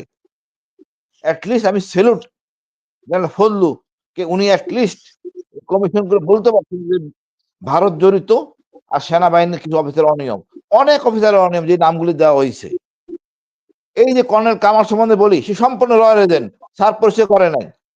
পরিষ্কার রয়্যাল এজেন্ট। এবং স্যার এই ইনভলভমেন্ট হলো শুরু থেকেই পরিকল্পিত। না আমি এটা এই বলছি তো জেনারেল ফজলু যার কথা বলছে যে দেশের কথা বলছে তার ওই এজেন্সিরই তো এজেন্ট সে। না এইখানে এই কামাল স্যারই সব করা। এই ইন্টেলিজেন্সের কাজ। সৈনিকদের খেপানো, টাকা পয়সা ২ নম্বরই করা। সুতরাং আপনাকে পরিষ্কার হইতে হবে। এদেরকে ছাড় দেওয়ার কোনো অবকাশ নাই। তারপরে মনে করেন জেনারেল এই যে জেনারেল হাকিম ফরেস্ট ব্রিগেড কোন স্যারকে আমি বারে বলতে জায়গা মতো আসেন। ডাইনামে ঘুরাইলে হবে না তো। ওইখানে হাকিম স্যার গেছে। হাকিম স্যার ব্রিগেড কমান্ডার। কিন্তু সে তার কথা সে আদেশ পালন করে নাই। সে আদেশ শুনছে জেনারেল ওয়াকারের। সে তো ব্রিগেডিয়ার সে কেন মেজরের কথা শুনছে? হোয়াই? সে বলতেই পারে আত্মীয় স্যার যায়েন না। সে তো তার শোনা উচিত না। দায়িত্ব জেনারেল হাকিমের। হাকিম আদেশ পালন করে নাই। ওদিকে রেজানুর আর এদিকে হাকিম স্যার। হাকিম স্যারকে আমি জিজ্ঞেস করছি স্যার কেন যান নাই? উনি পরিষ্কার বলছেন জেনারেল ওয়াকার আমাকে ঢুকতে মানা করছে। আপা আপা যাইতে মানা করছে। এমন মোবাইলে শোনাচ্ছে ওনারে। উনি যান নাই। উনি নতজানু অফিসার। উনি ব্রিগেড কমান্ডার উনি ছিল ক্যাপ্টেন হওয়া। উনি মেজরের কথা শুনছেন। দেয়ার ভাই দেশ বিপদে। আমরা এগুলি গ্রহণযোগ্য না। আপনি যে ব্রিগেডিয়ার দায়িত্ব নিছেন, আপনি ডিএমও আদেশ দিচ্ছে আপনি ঢুকবেন ভিতরে। আমি সেদিনকে শুনলাম যে ডিএমওর বিরুদ্ধে ডিএমও দায়িত্ব পালন করে নাই, খুঁজে পাওয়া যাচ্ছে না। এগুলি কতটুকু সত্য না সত্য আসলে কার দায়িত্ব ছিল, কে ব্যর্থতা পরিষ্কার করতে হবে তো। এখানে ফাইজলামি করে রাখা হয় নাই। ঢাকা ক্যান্টনমেন্ট থেকে ০.৫ ঘন্টা লাগে না যাইতে ওখানে। আর আমাদের অফিসে গুলো মারা গেছে। আমাদের বউ বাচ্চারা নির্যাতিত হয়েছে। এখন এর মধ্যে তারপরে মনে করেন এই অফিসারদের মনে করেন তারপর সত্ত্বেও আমরা ৫ জন অফিসার কত নিপীড়ন হয়েছে, জেল হচ্ছে। এখনো আমাদের এইগুলিকে আমরা রেগুলাইজ করতে পারিনি। এই জেনারেল ওয়াকার ওই সেটআপ এখনো রয়ে গেছে। আল্লাহ ডক্টর ইউনূসকে দিছে, বাট ওনার সাহস দেয় নাই। ওনার হেডম নাই। ন্যায় বিচার প্রতিষ্ঠা করতে পারতেছেন না। এতক্ষণ তো থাকার কথা না। বাহার সাহেবকে এখন আটকে রাখছে কেন? উনি অ্যারেস্ট করে নাই কেন? আইজিপি বাহার? আমি তো কিছু বুঝতেছি না। এত কিছু বাইক করে দিতেছে তারপরও কাজ করতে পারতেছেন না আমাদের ডক্টর ইউনূস। ওনার পদত্যাগ করে চলে যাওয়া উচিত। অনেক প্রমাণ দেওয়া হয়েছে, কাজ হচ্ছে না। নিরীহ অনেক লোক বিডিআর আছে। আমি বলছি আমি জেলখানে গেছিলাম ভাই। আমার পরিষ্কার বলছে সেলিম, স্যার আমাদের মারা কোনো কথা ছিল না। এটা হওয়ার উচিত ছিল না। এই দেখেন স্যার গাড়িটা, খয়েরি রঙের গাড়িটা, পিকআপ এখানে দিয়ে মারা হয়েছে। কই? এটা আমার বলতে হবে কেন? এই অফিসাররা ছিল জেনারেল মাইনুরকে ধরা উচিত, অ্যারেস্ট করা উচিত। উনি তো এর পরে গেছেন। তাকে অ্যারেস্ট করে লইতো, কিন্তু সরকার চায় নাই, মিডিয়া চায় নাই, তদন্ত কর্মকর্তারা চায় নাই। মুখ বন্ধ করো, মারো, এই জিনিসটা না বাইর হোক। বাট আমরা মিলিটারি অফিসার কি করছি? যারা কথা বলে তাকে অ্যারেস্ট করছি। সুতরাং এই জিনিসগুলো দায়িত্ব সবার। আমাদের ডিএমআই ছিলেন ওই ভদ্রলোক, পরের দিনই মানে আউট হয়ে গেছেন রিসেন্টলি। ওই দিন আমি পার্টিকুলারলি যে আমাদের ডিএম সিজিএস সিনিয়র ইবনে জামালি, উনি আমার কমান্ডার। আমি উনাকে সরাসরি সকালবেলা রিং করছি ঘটনার পর। স্যার আসবো কিনা, কোনো সমস্যা আছে কিনা? না সব ঠিক হয়ে যাবে, আসতে হবে না। এখন কথা হলো ভাই, দায়িত্ব পালন করবেন না, আবার এই অনিয়ম করবেন কেন? টাকা পয়সা জেনারেলকে জড়াই যাবে কেন? আপনার বহু অনিয়ম হয়েছে, বহু অনিয়ম হয়েছে। আমরা আমাদের পরিবারদেরকে ঢুকাই, কলেজ ইউনিভার্সিটি ঢুকাই অনৈতিকভাবে টাকা নেওয়ার জন্য। এটা মানবো না আমি। আমি মনে করি আমি কেউ বলবো, অফিসার বলবে না, সৈনিক তো ঠিকই বলবে। বিডিআর স্কুলের দায়িত্ব ছিলেন না ম্যাডাম? কেন ঢুকাইছেন? সেনাবাহিনী জানে না? উচিত না, এই জিনিসটা করা উচিত না? প্রত্যেকটা স্কুল থেকে মানে আমি এইসব জিনিস আমাদের জিনিস বলতে চাই না, আমাদের সংস্কার হওয়া উচিত। যেখানে আর্থিক সুবিধা আছে এখান থেকে সব অফিসারে সরে আসা উচিত। যে বেতন ভাতা দেয় এটাই থাকবেন, এটা থাকবেন না। লজ্জার কথা, অনেক কিছু শোনা যায়, কেন আমি এটা শুনবো, আমার নিজের লজ্জা লাগে। সেই দিন দায়িত্ব পালন করেন নাই, অনেক অফিসার গেছে, এখন তো স্যার সবাই আনা সব ধরা হচ্ছে। আমি দেখে আসি এক জায়গায় মামুন খানকে ধরা হয়েছে বেজ্জুতি, মানে এরকম অবস্থা। আমার স্যার বলতেছে পাগল হয়ে গেছে আর কি। আমার লজ্জা লাগতেছিল, এই জেনারেলরা এমন ভাবে ধমক খাইতেছে, আল্লাহর বিচার। গতকালকে ওনারা ভুলে গেছে পরশুদিন, ওইটা আর বলেন না। মানে কি বলবো, মানে মহান আল্লাহ বিচার করে। আমি দেখছি, আমি তো মজা পাইতেছি, আমি তো নিপীড়িত ছিল। আপনারা 2 বার গুম করছেন, জেনারেল ছিলেন না, আমাদের 2 সেকেন্ড টাইম গুম করাইলো। আজমি স্যার গুম ছিল, সেনাবাহিনী জানতেন না জেনারেলরা যারা আজকে কথা বলতেছেন? ওয়াই এদেরকে এখনো আরামে রাখছেন কেন? আমি কি মানুষ ছিলাম না? না দেশের দ্রোহী ছিলাম। হাসিনা দ্রোহী থাকতে পারি আমি, বাট আমি দেশের দ্রোহী না। আমি তো চোর ছিলাম না, আজমি স্যারও চোর ছিল না। আপনারা কি করছেন? এই সেনাবাহিনীর কথা বলে ভয় করে, এখনো লোক আতঙ্কে থাকে। ওই যে 111 আসলো, এগুলি থেকে বেরিয়ে আসতে হবে। আমার পেশাগত দায়িত্বে আমি থাকবো। আবার আসি আপনার কাছে, তার আগে brigadier general ATM Ziaul Hasan, আপনার কাছে আসি আরেকবার স্যার। আপনি যদি আমাকে অ্যালাউ করেন তাহলে আপনার সাথে আর্গুও করবো, আদারওয়াইজ ফ্রেন্ডলি শেষ করে দেব। কিছু আর্গুও হলে এটাতে মানুষের আর্গুমেন্ট তো অবশ্যই করবেন, কেন করবেন না? মানে শোনেন, যতক্ষণ পর্যন্ত ফ্যাক্টস না বাইর হয়, you want to know the facts, you have to, this is a professional argument. এটার মধ্যে তো খারাপ লাগার কিছু নাই, but language is very important. Personal attack. এখন বিষয় হচ্ছে যে আমি ধরেন এই আপনাকে যদি কোশ্চেন করি যে বাংলাদেশে, এক কথায় যদি বাংলাদেশের একজন নাগরিককে জিজ্ঞেস করি যে কোন মেডিকেল নিয়ে সবচাইতে বেশি আমরা দুর্নীতি, চুরি, অনিয়মের খবর শুনি, এটা আপনি নাম বলতে পারবেন? আপনারা যদি জিজ্ঞেস করি, আপনি বলেন তো এরকম একটা হসপিটালের নাম। না, আমার I have no knowledge on this. Dhaka medical. আমার মনে হয় মানুষ এটাই উত্তর দিবে, ঢাকা মেডিকেল। এখানেই সবচাইতে বেশি এগুলো চলে। ওষুধ পায় না মানুষ, এই সমস্যা, ওই সমস্যা, অভিযোগ আছেই। আচ্ছা, এটা ধরেন একটা। আপনি বাংলাদেশের ওষুধ প্রশাসন অধিদপ্তর, এটার ডিজি কে? আপনাদের একজন মেজর ব্রিগেডিয়ার জেনারেল। আচ্ছা, আপনার বিডিআর এর যে এত সারা দেশে যে এত ইয়াবা, ফেনসিডিল এত কিছু ঢোকে তো, তাই না স্যার? এটা তো সত্যি কথা, তাই না? তাহলে আমরা এত ইয়াবা, ফেনসিডিল পাই কোত্থেকে? আমার বাড়ি একদম সীমান্তে, আমি চুয়াডাঙ্গার একদম সীমান্তে বড় হয়েছে। আমি দেখেছি যে প্রতিদিন চিনি, লবণ, তারপরে এই ফেনসিডিল তো আমাদের এখানে ধরেন, মানে আমি যখন ছোট ছিলাম ওই সময়টাতে আমরা দেখেছি যে মানুষ ওই অনেকটা ধরেন মুদির দোকানেও কিনতে পায়। এটা কোনো ব্যাপারই না ওইখানে। তো এই যে আপনাদের এটার কমান্ডিং অফিসার কারা? সেই সেনাবাহিনী। আচ্ছা, আমরা সেগুলি যদি বাদও দেই, আজকে যে বিষয়টা নিয়ে আমরা কথা বলছি যে পিলখানার হত্যাকাণ্ডের কথা। পিলখানার হত্যাকাণ্ডে এই যে কর্নেল মুজিব যেটা বিভিন্ন সময় আমরা শুনেছি, যা উনি একজনের কথা বললেন, রেজা নূর, যে কিনা র‍্যাবের রেজা নূর, এডিজি। আরেকজন হচ্ছে শামস, লেফটেন্যান্ট কর্নেল শামস, আপনাদের 13 বোধহয় ব্যাটালিয়নের বোধহয়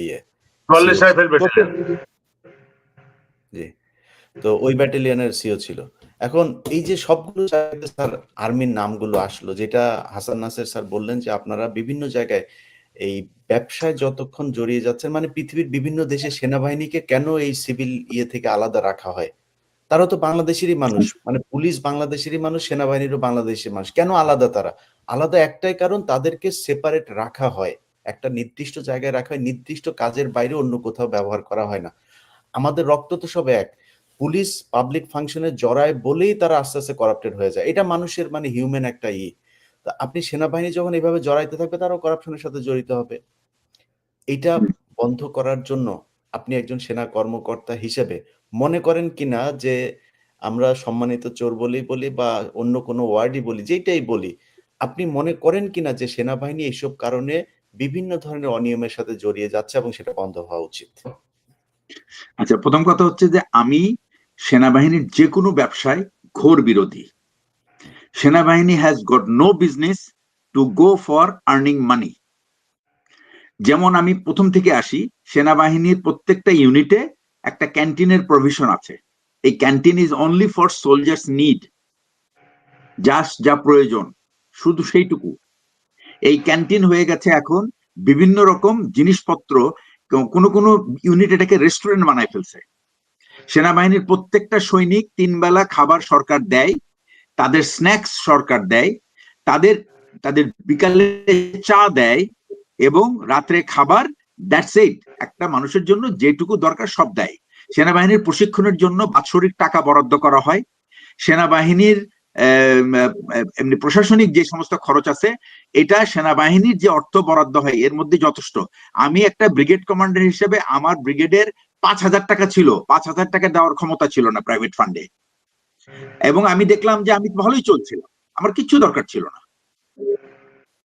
তারপরেও এখন সেনাবাহিনীর এমন একটা পরিস্থিতি হয়ে গেছে, আমি আপনাকে এর আগে যে জন্য ব্রিগেডিয়ার জেনারেল হাসান নাসির আমাকে একটু স্টপ করে দিলেন, বাট আমি যে কথাটা বলতে চেয়েছিলাম যে ইন্দোনেশিয়াতে এই সমস্ত সেনাবাহিনী ইনভলভ ছিল বিজনেসে।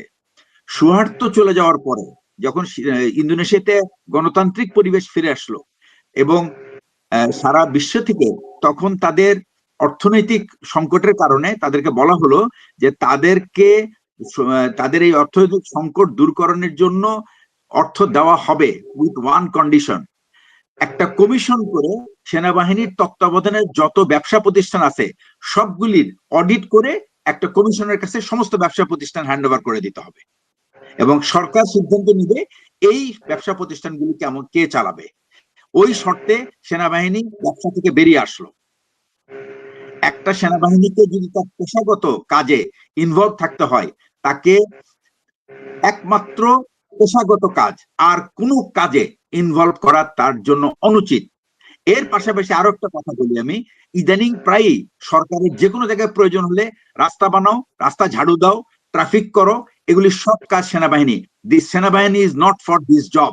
এগুলির প্রত্যেকটার জন্য মানুষ তাদেরকে নিয়োগ করা আছে, নিয়োজিত করা আছে, তাদেরকে ব্যবহার করা হচ্ছে। যখনই সেনাবাহিনী এই কাজগুলি করে তখন কিন্তু তাদের আর কোনো কাজ থাকে না, তারা তাদের করাপশন চালাতে থাকে। আর সেনাবাহিনীর যখন যে কাজ, অরিজিনাল কাজ, সেই কাজটা কে করে দিবে? তার সেই কি ওই মিউনিসিপ্যালিটি ক্লিনাররা কি ওই কাজটা করতে পারবে? পুলিশের ট্রাফিক কি কাজটা করতে পারবে? They can't do it. এই ব্যাপারটাই সেনাবাহিনীর উচ্চ পদস্থ সবচেয়ে সর্বোচ্চ অফিস ডাজ নট আন্ডারস্ট্যান্ড।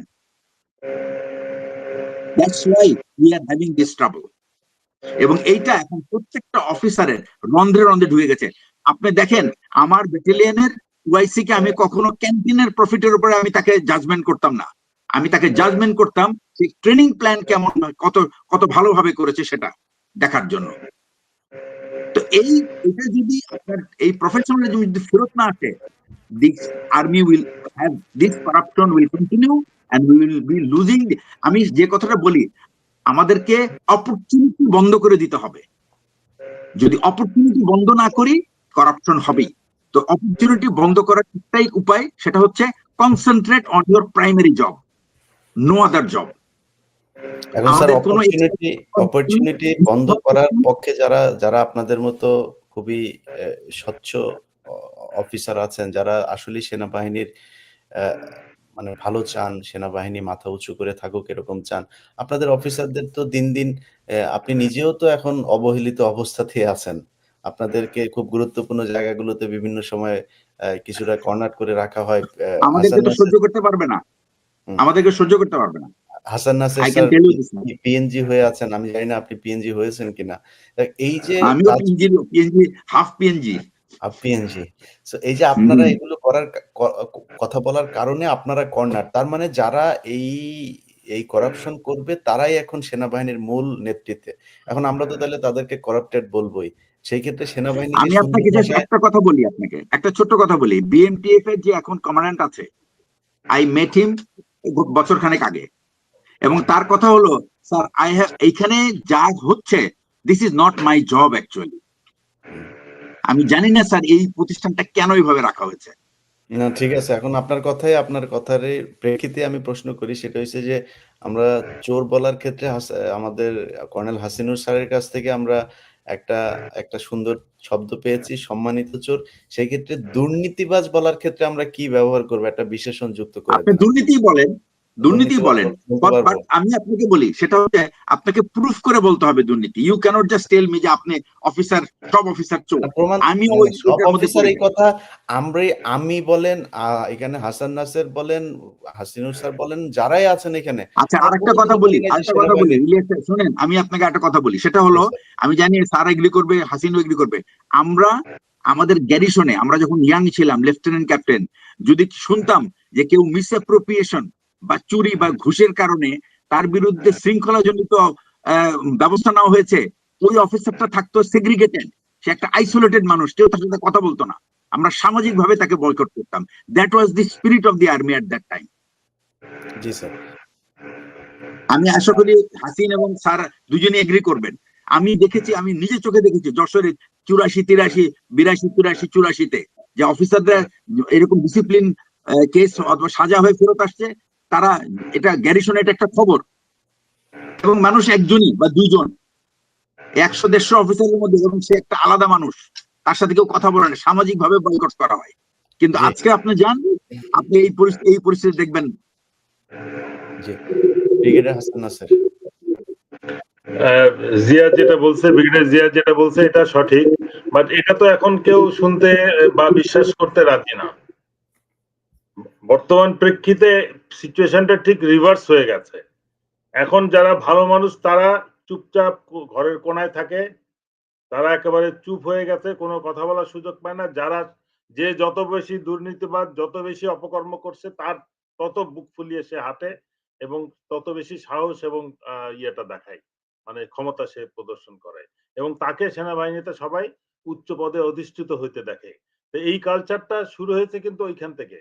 আমি মনে করি ওই যখন 96 পরে জেনারেল মুস্তাফিজকে যখন বাড়ি থেকে নিয়ে এসে সেনাপ্রধান বানানো হয়, উনি বিএমটিএফ কে তখন আর্মি সেনাবাহিনী দিয়ে অ্যাকোয়ার করান, এবং তখনই কিন্তু দাবি অনেকেই ছিল, যে অনেকে, তার মধ্যে আমি একজন স্ট্রং দাবিদার ছিলাম যে সেনাবাহিনী যেন কোনো বিজনেসে ইনভলভ না হয়, এবং আলটিমেটলি এই 24 অগস্ট থেকে যখনই, মানে আমি মনে প্রথম 21 অগস্ট রাওয়াতে যখন ডিপ্রাইভড অফিসারদের সাথে আমি বসছি, তাদের গল্প কথা শোনার পরে ওইখানেই কিন্তু আমি বলেছিলাম যে সশস্ত্র বাহিনীর পূর্ণাঙ্গ রিফর্ম প্রয়োজন। আমি ব্যক্তিগতভাবে ফিল করেছিলাম, বাট এই 16 বছরের যে অফিসারদের প্রতি যে অন্যায় অবিচারটা হয়েছে, সেটার ব্যাপকতা দেখে কিন্তু ওইখানে আমি বলেছিলাম। ওইখানের যদি আপনার ভিডিও রেকর্ড দেখেন, ওইখানে আমি আমার শেষ কথার বক্তব্যের শেষ ছিল যে এইটা যদি আমরা ভবিষ্যতে বন্ধ করতে চাই, তাহলে সশস্ত্র বাহিনীর ব্যাপক রিফর্ম প্রয়োজন। তারপরের থেকে রাওয়া আমাদের প্রোগ্রাম করা বন্ধ করে দিল। তখন আমরা প্রেস ক্লাবে যাওয়া শুরু করলাম। প্রেস ক্লাবেও কিন্তু আমরা জাতীয় নিরাপত্তা এবং সশস্ত্র বাহিনীর ভবিষ্যৎ সংগঠন নিয়ে আমরা আলাপ করেছি। ওখানেও আমরা একই দাবি করছি। এই যে আজকে যে কর্নেল হাসিন যেটা বলল বা জিয়া যেটা বলতেছে, এই যে সমস্ত ব্যবসার মধ্যে ইনভলভ, আমরা কিন্তু একই কথা, ওই ইন্দোনেশিয়ার এক্সাম্পল দরকার কেন? আমি রিয়ালাইজ করব আমার সমস্যা কি। আমি রিয়ালাইজ করছি যে সব ব্যবসা প্রতিষ্ঠানটাকে ক্লোজ করতে হবে। মানে ৫-৬ হাজার রিটায়ার্ড অফিসার আছে, কোয়ালিফাইড অনেক লোক আছে, অবসরপ্রাপ্ত বা যোগ্য, যারা চাকরি পায় না, তারা এই সমস্ত এন্টারপ্রাইজে চাকরি করবে। Why a serving officer, and that too বিভিন্ন, এই যে যেটা বললেন মেডিকেল কলেজে, সিটি কর্পোরেশনে, রাজুকে, বিভিন্ন জায়গায় যারা যাচ্ছে, একটা খারাপ উদাহরণ দেই আমি, ফিকটিসাস ধরতেছি যে আমার কথাটা সত্যি না। এয়ারপোর্টে যে আগুনের ঘটনাটা ঘটলো, ধরা হলো যে রয়ের লোক ডিজিএফআই এজেন্সির মাধ্যমে বা কোন ইন্টেলিজেন্স এজেন্সির মাধ্যমে ওখানে আগুন ধরাইছে। ওটা হচ্ছে ওখানে একজন মিলিটারি ইনভলভ। আগুন নিভাইতে আসছে ফায়ার ব্রিগেড, তারা বলছে যে আমাদেরকে ভিতরে ঢুকতে দেয় নাই। স্পটে যারা, তারা মিডিয়াতে বলছে, সোশ্যাল নেটওয়ার্কে যেটা আসছে, ফেসবুকে আসছে, যে আমাদেরকে ভিতরে যেতে দেওয়া হয় নাই, অনুমতি নাই। তার মানে আগুনটা জ্বলে পুড়ে শেষ হয়ে যাক সেই পর্যন্ত তারা আটকাইছে। কিন্তু ওখানে কারা ছিল পাহারায়? একটা huge number of air force people. এখন আগুন নিভাইতে আসছিল কিন্তু ওইখানে ফায়ার ব্রিগেডও আর্মি। এখন যখন কমিটি গঠন করা হলো, তখন কমিটির কাছে কিন্তু সব বক্তব্য পাল্টায় গেল, এবং এই পাল্টানোটা সম্ভব হলো যে না, আমরা তো সময় মতো ঢুকছি, তার আগেই শর্ট সার্কিটে সব পুড়ে গেছে। এই যে একটা মানে নেক্সাস, এই যে সবাই মিলে একটা মানে কনক্লুশন ড্র করতে বাধ্য করলো, যে শর্ট সার্কিটে এয়ারপোর্টের আগুনটা ধরছে। এটা সম্ভব হয়েছে এয়ারপোর্টে 400 থেকে 600 এয়ারফোর্সের পিপল আছে, অফিসার এবং অল র‍্যাংক বিভিন্ন পদে। ফায়ার ব্রিগেডে মিলিটারি অফিসার আছে, ইন্টেলিজেন্স এজেন্সি মিলিটারি অপারেশন আছে। এবং এর মধ্যে কেউ যদি অপকর্মে ইনভলভ থাকে, তার অপকর্মটাকে ঢাকার জন্য অন্য এজেন্সিগুলো তাকে কভার আপ করতেছে। এবং এটাই হইছে। ফায়ার ব্রিগেডের স্পটে যারা বক্তব্য তারা বলছে যে আমরা এইসব ভিতরে ঢুকতে গেছি, আমাদের ঢুকতে দেয় না, বলে বাইরের থেকে পানি মারতে হবে। একটা শেডের বাইরে পুরা কভার্ড একটা প্রোটেক্টেড শেড, আমি বাইরের থেকে পানি মেরে কিভাবে এটা নিভাবো? এই জিনিসটা বুঝতে হবে। কিন্তু স্টেটমেন্ট যেটা দেখবেন আপনি, ইনকোয়ারি হয়েছে, ওটার মধ্যে যথাসময়ে ফায়ার ব্রিগেড এসছে, আগুন নিভানোর চেষ্টা করছে, বা এসে দেখে সব পুড়ে গেছে। এটা সম্ভব হয়েছে। কিন্তু ৩ বাহিনী যদি আলাদা থাকতো, ফায়ার ব্রিগেডে যদি এক্সক্লুসিভলি ফায়ার ব্রিগেডের লোক থাকতো, তাহলে কিন্তু এই ইনস্ট্যান্টলি পরদিন কিন্তু স্টেটমেন্ট চেঞ্জ করা সম্ভব ছিল না। বা ইনকোয়ারিতে এইভাবে একটা এই প্রত্যেকটা ক্ষেত্রে তাই হচ্ছে। এখন আপনি দুর্নীতি দমনে যাবেন, ওখানেও একজন ব্রিগেডিয়ার সাহেব বসা আছে। সে তখন ওইখানে প্যাচ আপ করে দিবে, ফাইল তারে দিয়ে দিবে যে আপনার বিরুদ্ধে অভিযোগ আসছে, অমুক অমুক কমপ্লেন করছে, ওদের ধরেন, ওদের পিটান, ওদের হয় টাকা পয়সা দিয়ে চুপ করান, নাহলে ওদের সন্ত্রাসী দিয়ে দেশ ত্যাগ করান। This is what is going on. আমি মনে করি যে যেটা ইয়ে বলছে, যেটা আমার ইন্দোনেশিয়ার থেকে দরকার নাই। I think we have suffered enough. বাংলাদেশের মানুষ অনেক সাফার করছে, আর আর সাফার করার কোনো সুযোগ নেই। এরপরে আর দেশ থাকবে না যদি আমরা নিজেদেরকে নিজেরা সংশোধন না করি। তো সুতরাং সমস্ত রকম, আমি আর্মিতে যত খুশি গলফ খেলবো, কিন্তু আমার গলফ ক্লাবে গলফ কোর্সের মধ্যে কোনো ডিপ্লোমেট আসবে না। সে স্পয়নেজ অ্যাক্টিভিটি করতেছে, সে আমার অফিসারদেরকে হান্ট করতেছে। আমার গলফ কোর্সের স্পন্সর বিজনেসম্যান করবে কেন? যখনই একটা বিজনেসম্যানের 1000 কোটি টাকার ট্যাক্স ফাঁকি ধরা হয়, কাস্টমস ধরবে, পরদিন সে একটা আর্মি গলফ ক্লাবে এসে একটা বিরাট একটা টুর্নামেন্ট অর্গানাইজ করে দিবে, এবং তার আর এনবিআর আর তার কাছে আসবে না। এগুলো কিন্তু আমরা চাকরি থেকে দেখে আসতেছি। এবং এইটাই কিন্তু আস্তে আস্তে আস্তে আস্তে সেনাবাহিনীকে ব্যাপক একটা, সশস্ত্র বাহিনীকে ব্যাপক একটা দুর্নীতি, এবং কিভাবে আমরা বলতেছি যে আজকে একটা দেশের ইন্টেলিজেন্স বাহিনীর 5 জন প্রধান জেনারেল চলে গেছে শত্রু দেশে। এর থেকে লজ্জাস্কর জিনিস আর কি আছে? প্রধানমন্ত্রী চলে গেছে, অল মিনিস্টার লজ্জার বিষয় না স্যার, লজ্জাটা না, মানে এটা আমরা আমার এখন জন্য ফিল বিশাল করতেছি বিশাল না যে হুমকি কেন স্যার। গেল। এটা বিরাট হুমকি স্যার, এটা খালি লজ্জার বিষয় না। হুমকি তো আমি বলতেছি যে এটা কেন গেল? কারণ হচ্ছে যে ওই সমস্ত সবাই দেখবেন গলফ ক্লাবের মেম্বারেরা, এবং ওইখান থেকে তার প্রথম লিঙ্কটা, স্পাইনেসটা ওখান থেকে শুরু হয়, করাপশনটাও ওখান থেকে শুরু হয়। এই জিনিসগুলো আমাদেরকে রিয়েলাইজ করতে হবে যে কোত্থেকে এগুলো ঢুকতেছে, কারা এগুলো করতেছে। এবং আমাদের এটা আমি আমার যেখানে যেখানে আছে, এই যে যেটা বললো কমিশন দিয়ে, কমিশন গঠন, এটা আমরা কিন্তু প্রথম থেকে দাবি করে আসতেছি। প্রেস ক্লাবে একাধিক আমরা প্রেস কনফারেন্স করেছি, যেটার মধ্যে দাবি ছিল সশস্ত্র বাহিনীর ব্যাপক সংস্কার করতে হবে। এই সংস্কারের দন্ত সাও তো এখনো পর্যন্ত আমরা করতে পারিনি। আমরা দেখলাম যে ওই আইসিটির যারা মানবতার বিরুদ্ধে অপরাধী যারা, তাদেরকে এসি বাসি করে নিয়ে আসা হচ্ছে, এবং তাদেরকে ভিআইপি কমপ্লেক্সের মধ্যে রাখা হচ্ছে। দ্যাটস এ ভিআইপি কমপ্লেক্স, যে বিল্ডিং এ তাদেরকে রাখা হয়েছে। এটা তো বাকি চিফ জাস্টিস বা অন্যদের জন্য প্রযোজ্য না। বাংলাদেশে তো এমপি, মিনিস্টার, আরো অনেক হাই অফিসিয়ালসরা এখন জেলে আছে। তারা না, ওখানে খালেদা জিয়ার মতো ব্যক্তি জেলে ছিল, সরাসরি জেলে। ওনাকে কি তার বাসায় জন্য নাইলে সাব জেল হয়েছে, ঠিক আছে, but not for major or lieutenant colonel or brigadier or somebody else.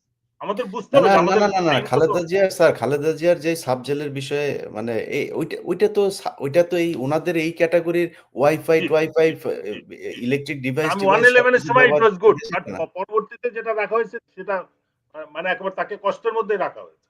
হুম, সেটাও জেলই সেই ছিল, জিনিসটাই তো। তখনও তো এই লিটারালি জেল। জেনারেলরা ছিল চাকরিতে। তখন তাদের ফেস কথা কোথায় ছিল? এত বড় বড় কথা কোথায় ছিল? তো আমাদের আর কোনো অপশন নাই। আমরা যদি দেশকে বাঁচাইতে চাই, সশস্ত্র বাহিনীকে অবশ্যই সংস্কারের আওতায় আনতে হবে। সমস্ত রকম সিভিল এমপ্লয়মেন্ট থেকে তাদেরকে ক্যান্টনমেন্টে ফেরত আনতে হবে।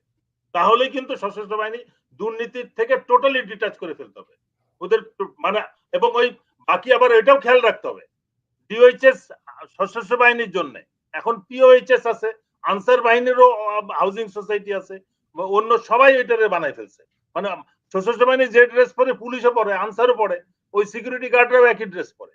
আমাকে সশস্ত্র বাহিনীকে টোটালি একটা এক্সক্লুসিভ ফোর্স হিসেবে স্পেশাল প্রিভিলেজ দিয়ে ক্যান্টনমেন্টের মধ্যে আটকান, সব প্রবলেম সলভ হয়ে যাবে। তাদের কোনো বাইরে থাকার প্রয়োজন নাই। এই ধরনের বিডিআর এর ঘটনা নাইলে কিন্তু আবার ভবিষ্যতে ঘটবে। সেটা কোন গ্যারিসনে, কোন ইয়েতে, থানায়, কোন পোস্টে, নোবডি নোজ। বাট না, না এরকম স্যার আপনি কামাল আরো বিডিআর এর অনেক আছে, যারা স্যার, এগুলো স্যার করে। আপনি বিডিআর এর সমস্যাটা কি সমাধান করে গিয়েছে? বিডিআর এর পোশাক পরিবর্তন করা হইলো। আরে পোশাক তো এটা কোনো সেনাবাহিনীর সমাধান পোশাক না। পরিবর্তন করতে হবে। ওই অফিসারদের পোশাক পরিবর্তন করতে হবে। বিডিআর এর পোশাক কেন আমি পরিবর্তন আমি হবে? আপনাকে একটা কথা বলেছি, is there a recommendation that BDR must get back its rank again, মানে নেম এগেইন? হ্যাঁ, অবশ্যই এই কি 100%। কোনো ইয়ে না? বিডিআর নামটা ফেরত আনতে হবে, পোশাক ফেরত আনতে হবে। হুম, কেননা তাদের অপকর্মকে ঢাকার জন্য পোশাক এবং নাম পাল্টানো হয়েছে, এবং জি। সেটার দাবিদার কে সেটাও আমি কমিশনে স্পেসিফিক্যালি বলছি যে না কে সেই কার দায় যদি দাবিতে স্যার নামটা বিডিআর যদি পরিবর্তন সেই হয়েছে। দায়ে নাম পরিবর্তন হয় তাহলে আর্মিরও নাম পরিবর্তন করতে হবে। কারণ বিডিআর এক্স্যাক্টলি, এর সব সদস্য তো এক্স্যাক্টলি, জড়িত ছিল না। এক্স্যাক্টলি। আর্মির সব আর্মিতে সদস্য জড়িত না। হলো যদি 50-60 বার পার্সিয়াল কু হয়েছে। আর্মির স্যার নামও তো পাল্টে যাওয়া উচিত। জি। স্যার একটু আমি বলি, ইলিয়াস ভাই, আপনার আপনার আপনার আমার কাছে যাবার আগে আমার একটু আপনারে ওই সূচনাটা দিয়ে দিতে দেই। সেটা হচ্ছে যে আমরা আলোচনার শেষের দিকে চলে এসেছি। যে বিষয়টা নিয়ে আমরা আলোচনা করতে এসেছি, মূল ঘটনা তো বিডিআর হত্যাকাণ্ড। সেই হত্যাকাণ্ডে স্যার ২ টা পক্ষ, একটা সেনাবাহিনীর পক্ষ জড়িত ছিল, বিডিআর এর পক্ষ একটা জড়িত ছিল। কিন্তু বিডিআর এর পক্ষটা যে জড়িত ছিল, আপনি নিজে জেলে ছিলেন, আপনি দীর্ঘ সময় বিডিআর এর এই সদস্যদের সাথে কথা বলেছেন, তাদের সবকিছু আপনারা শুনেছেন। যে তাদেরকে বলা হয়েছিল সেদিন দরবার হলে ডিজিকে জিম্মি করা হবে। সবার পকেটে চাকু রাখতে বলা হয়েছিল। যদি সেনাবাহিনীর অফিসাররা যদি তাদের সাথে জোরাজুরি করতে হয়, চাকু দিয়ে তাদেরকে ভয় দেখানো হবে সর্বোচ্চ এতটুকু। আর্মস আসবে, আর্মস যে পরবর্তীতে যে এই যে ক্যাপ্টেন রিয়াজ, উনি তো ক্যাপ্টেন ছিল তো তখন, যে কিনা ওই যে মেজর রিয়াজ মেজর রিয়াজ, যিনি কিনা ওই আপনার অস্ত্রাগারের ডিউটি, ইয়েতে গেল। কোয়ার্টার গার্ডের ডিউটি অফিসার, তাকে চেঞ্জ জি, করা হয়েছে। হি ওয়াজ নট দি জি, মানে সাডেনলি তাকে করা হইলো খুবই হ্যাঁ, ইয়েতে। পরিকল্পিতভাবে তাকে দেওয়া হয়েছে। তারপরে এই ব্যক্তিকে বলা হয়েছে যে তোমরা অস্ত্র নিয়ে যাও। কিন্তু বিডিআর এর এরা তো এই এতদিন ধরে যে বৈঠকগুলো চলছিল সেখানে বিডিআর জানে না যে এখানে অস্ত্র নিয়ে আসা হবে, এভাবে অফিসার কিলিং করা হবে। সো তাদেরকে স্যার এই এতদিন ধরে জেলে রাখলেন। তাদেরকে তো এখন ছাড়া উচিত। তাদেরকে ছাড়া, যে কজন এখন পর্যন্ত জেলখানায় আছে তাদেরকে ছাড়া, এবং সেনাবাহিনীর যারা, আমি বিডিআর এর সবাইকে ছাড়তে হবে আমি সেটা বলছি না। আমি মনে করি বিডিআর এর যারা এখন আছেন ভেতরে তারা কেউই দোষী না। যারা দোষী তাদেরকে হাসিনা হয় মেরে ফেলেছে অথবা ভারতে পাঠিয়ে দিয়েছে, বিভিন্ন জায়গায় মানে সুন্দরভাবে তাদেরকে বাঁচার সুযোগ করে দিয়েছে। সো তাদেরকে ছাড়তে হবে। সেনাবাহিনীর যে অফিসাররা এর সাথে এই কমিশনের রিপোর্টে যাদের নাম এসেছে অতি সত্বর তাদেরকে গ্রেপ্তার করা হোক। এটা স্যার আপনি চান কিনা কর্নেল হাসিনার? বিসমিল্লাহির রহিম ভাই, কোনো ছাড় নাই এই ব্যাপারে। যে কটা সেনা অফিসার জড়িত ছিল, এই যে মামুন খালেদ থেকে শুরু করে এই যে ডিজিএফআই, সব কটাকে দ্রুত, মানে এদেরকে দ্রুত অ্যারেস্ট করতে হবে। এদের কিন্তু ওইভাবে রাখা যাবে না। গাড়ি পাঠিয়ে আনেন, আবার সমন দেন, নো, এত কষ্ট করে রাখার বিচার করা যাবে না। স্টেডিয়ামের মধ্যে ঢুকাইতে হবে সব কটারে, স্টেডিয়ামের মধ্যে রাইখে একসাথে বিচার শুরু করতে হবে।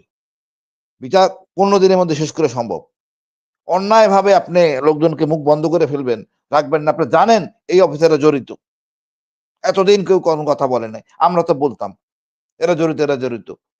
আপনি দেখেন, আমি ওই জেলখানায় ছিলাম, সেলিম যার কথা নাম বললাম, কাম 1 by 1 যে ছেলেটা বলছে, ও আমার দেখাইছে, ও নিজেও গুলি খাইছে, রিকোয়েস্ট করা গুলি হাতে, এবং ডকুমেন্ট আছে, সেই ডকুমেন্ট আমার দেখাইছে। আমি কারো ইয়া চাই না, বাট কথা হলো জিনিসটা বুঝতে হবে। এই যে আমাদের তাপস যে জড়িত, আমাদের জেনারেল সাহেবরা জানতেন না? আমাদের জেনারেল মইনু জানতেন না?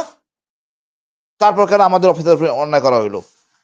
এর জন্য দায়ী মবিন এবং এরা, কেউ এরা এতটা অনৈতিক অফিসার, এরা, এদের জিব্বে এত বড় হয়ে গেছে যে বিবেক হার মানছে।